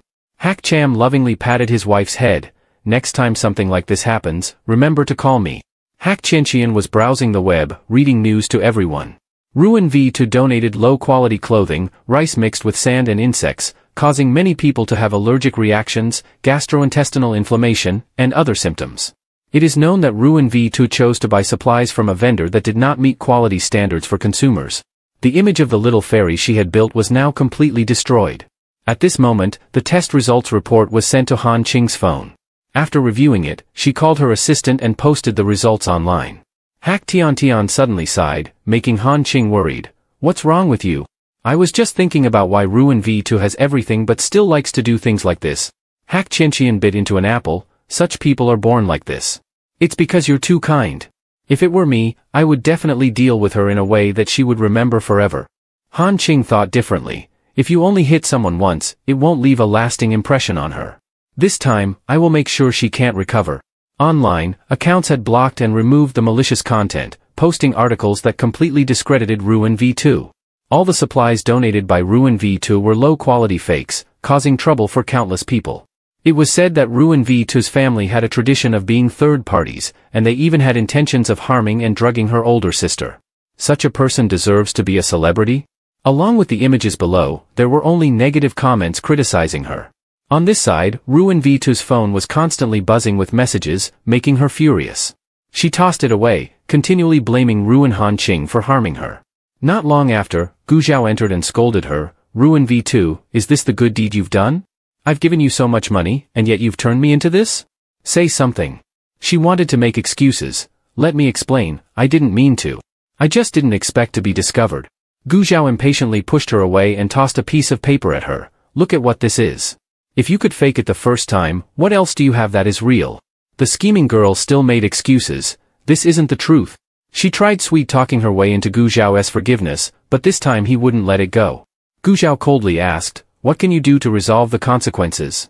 The money is mine. Can you compensate for the losses caused by the plummeting stock prices? Or can you make up for the loss of honor that you've brought to the Gu family? Besides looking like Han Ching, you are inferior in every other aspect. I'm giving you 1 day to pack up and get out of here. Ruin V2's hatred for Han Ching deepened, driving her to seek revenge. Knowing her well, Han Ching reminded her younger siblings before going outside. Right now, Ruin V2 is being pushed down by everyone, and she might do something bad to us. You all need to be careful and avoid going to isolated places. Be obedient. In the afternoon, Hak Tian saw that the weather was nice, so she took the orchid outside to sunbathe. It was only then that she noticed the orchid had problems. Despite rushing inside and trying various care methods, it didn't improve at all. She was anxious and worried, recalling her sister-in-law's recent warning that it wasn't safe to go out alone. However, she thought that this orchid was a connection between the Gu family and the Hak family. Since her sister-in-law had worked hard to save the orchid, she felt it was time for her to take matters into her own hands and not rely on her sister-in-law for everything. She remembered her sister-in-law mentioning an old man in Western Quarter who was very good at caring for orchids, so she decided to go out alone. Ruin V2 observed from outside and felt pleased. Finally, I've been waiting for someone to go out alone. Ruin Han Ching, I will make you regret this for the rest of your life. A while later, Han Ching received a phone call from Ruin V2 at the office. Come to the abandoned factory on the outskirts at 8 p.m. She had used a strange number and voice-changing feature, making it impossible for Han Ching to know who was on the other end. Meanwhile, Ruin V2 threatened Hak Tian, tell your sister-in-law to come here alone. Hearing Hak Tiantian's voice pleading for help on the other end made Han Qing anxious. Despite the threats, Han Qing reported to the police and didn't forget to inform her husband. At the abandoned factory, Ruin V2 spoke into the phone. It's already 7:55, and your sister-in-law hasn't arrived yet. It seems your sister-in-law is just a coward, and it looks like no one is coming to save you. Despite being tied up, Hak Tiantian still protected the orchid, which infuriated Ruin V2. Just a shabby flower pot, and it needed protection? Why should anything good be protected? At that moment, she raised her foot to kick the flower pot. Hak Tiantian, ignoring the pain, shielded the orchid with her body. No matter how Ruin V2 cursed, this is what you get for protecting this flower. Your whole family will face me. This is what happens when your brother marries Ruin Han Qing. I'll crush you. Hak Tiantian thought that she couldn't keep enduring like this. If it were her sister-in-law in this situation, she would surely handle it calmly. Suddenly, she noticed a piece of metal nearby. She picked it up and waited for the right moment. With Ruin V2 close by, she swung her arm in resistance, injuring the latter's face. Just then, Han Qing rode in on a motorcycle, crashing through the door in a striking manner. Ruin V2, who gave you the guts to kidnap my people? Relying on her henchman, Ruin V2 arrogantly grabbed Hak Tiantian's hair. Let's see if you have the ability to save her. Han Qing shouted angrily, take your filthy hands off Tiantian's head. At that moment, several henchmen attacked Han Qing with clubs, but she retaliated, delivering a few punches that left them stunned. After subduing the henchmen, Han Qing coldly said, I'll say it one last time, take your dirty hands off her. Ruin V2, now furious, pointed at Han Qing and yelled, Ruin Han Qing, what do you think gives you the right to yell at me? You married Hak Cham, didn't you just get lucky? What's there to be proud of? Without the Hak family, you'd have nothing. At that moment, Hak Tiantian struggled and managed to remove the tape from her mouth, loudly retorting, my sister-in-law is where she is today thanks to her own abilities. Do you think anyone who marries into the Hak family can achieve her status? When her brother broke his leg and the wolves surrounded us, chaos reigned both inside and outside. The Hak family was like a hot potato back then. All that we have today is due to my sister-in-law's talent and capability. What gives you the right to deny all of her efforts? Just because of a last name and a man. These words only drove Ruin V2 further into madness. What do you know? You don't understand anything. You're just sitting in comfort, enjoying the fruits of my hard work. How could you possibly comprehend the struggles I've endured to climb step by step?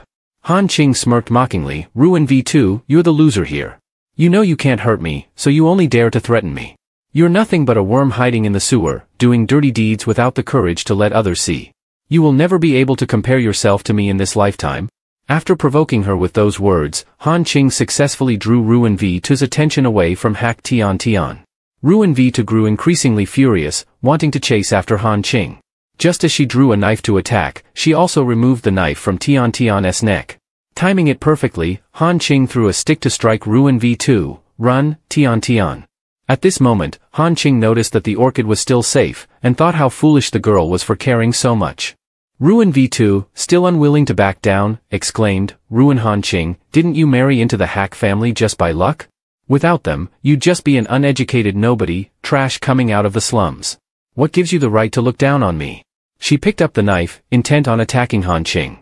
Han Qing was focused elsewhere, but Tiantian noticed her intention. She thought, sister-in-law always protects me, this time, I must protect her. Without hesitation, she stepped in front of Han Qing to shield her from the knife.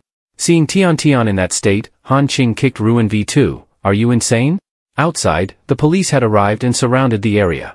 Hak Cham anxiously wanted to rush in but was stopped by the officers. Ruin Han Qing, you're still the dishonest one. I knew you would report to the police.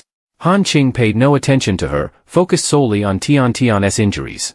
Meanwhile, Ruin V2 continued to spew vulgarities, pushing Han Qing to her breaking point. Han Qing delivered a powerful kick, I didn't want to stoop to your level, but you keep forcing me, scheming against me, and hurting those around me. Ruin V2 went crazy, losing her sanity. You always pretend to be calm and composed, it's disgusting. But we're sisters, let's go to hell together for fun. She grabbed a gasoline bottle and threw it into a nearby container. A large flame erupted not far away. Han Qing questioned, why are you spilling gasoline inside the factory? What's the point? To die together for fun. Outside the factory, upon seeing the fire, Hak Cham panicked and shouted for his wife and sister-in-law, wanting to rush inside, but the police held him back. For him, Han Qing was like a ray of light in his life, and he couldn't let that light disappear. He lost his composure and disregarded everything, determined to go in. At that moment, Han Ching revved up the motorcycle and burst outside, not forgetting to bring the orchid with her. Seeing that everyone was safe, Hak Cham was indescribably relieved. Han Ching blamed herself. I'm sorry for not taking good care of Tian Tian. Hak Cham embraced her. It's my fault as an older brother and husband for not doing better. I almost thought I had lost you.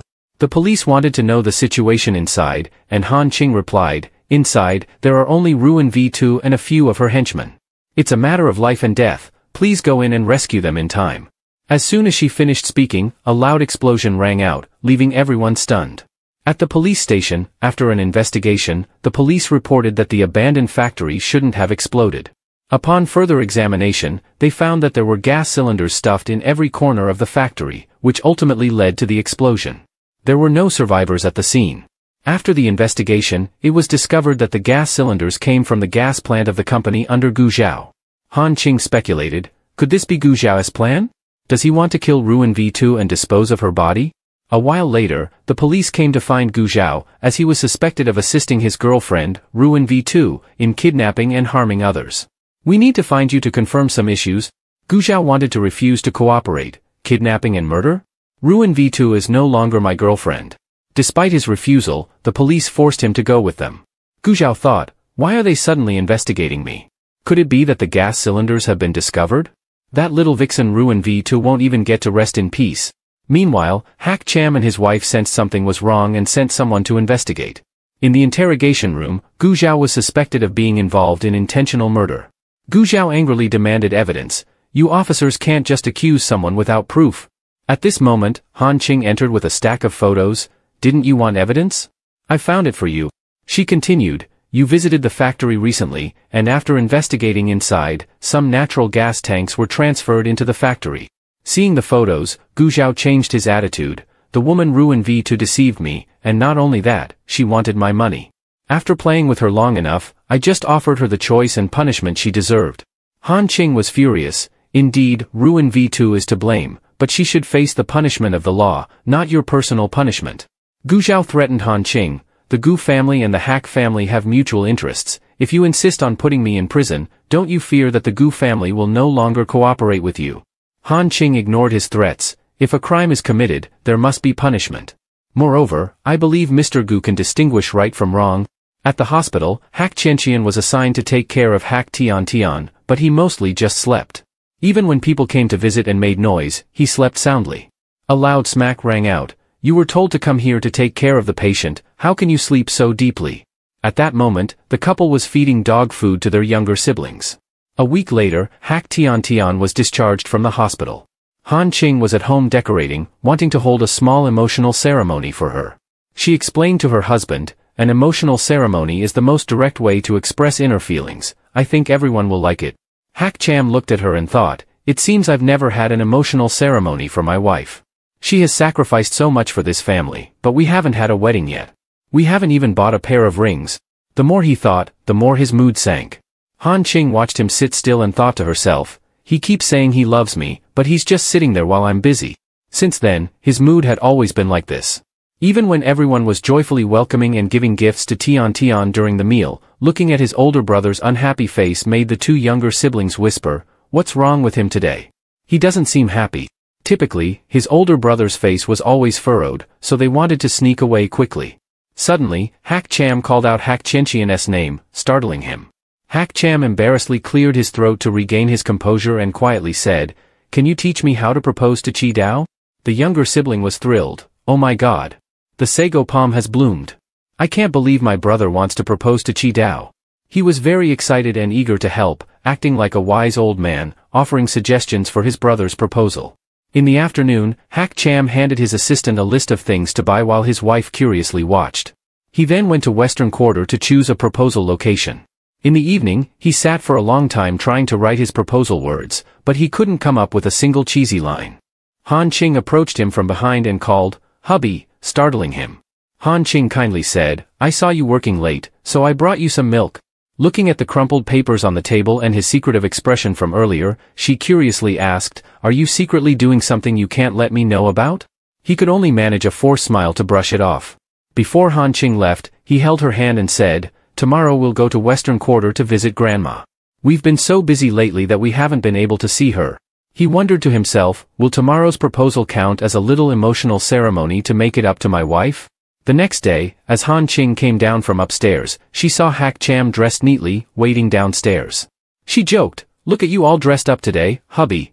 If someone didn't know better, they'd think you were going to marry someone today." Noticing her younger siblings were nowhere to be seen, she asked. He remained expressionless and replied, "They all went to do volunteer work."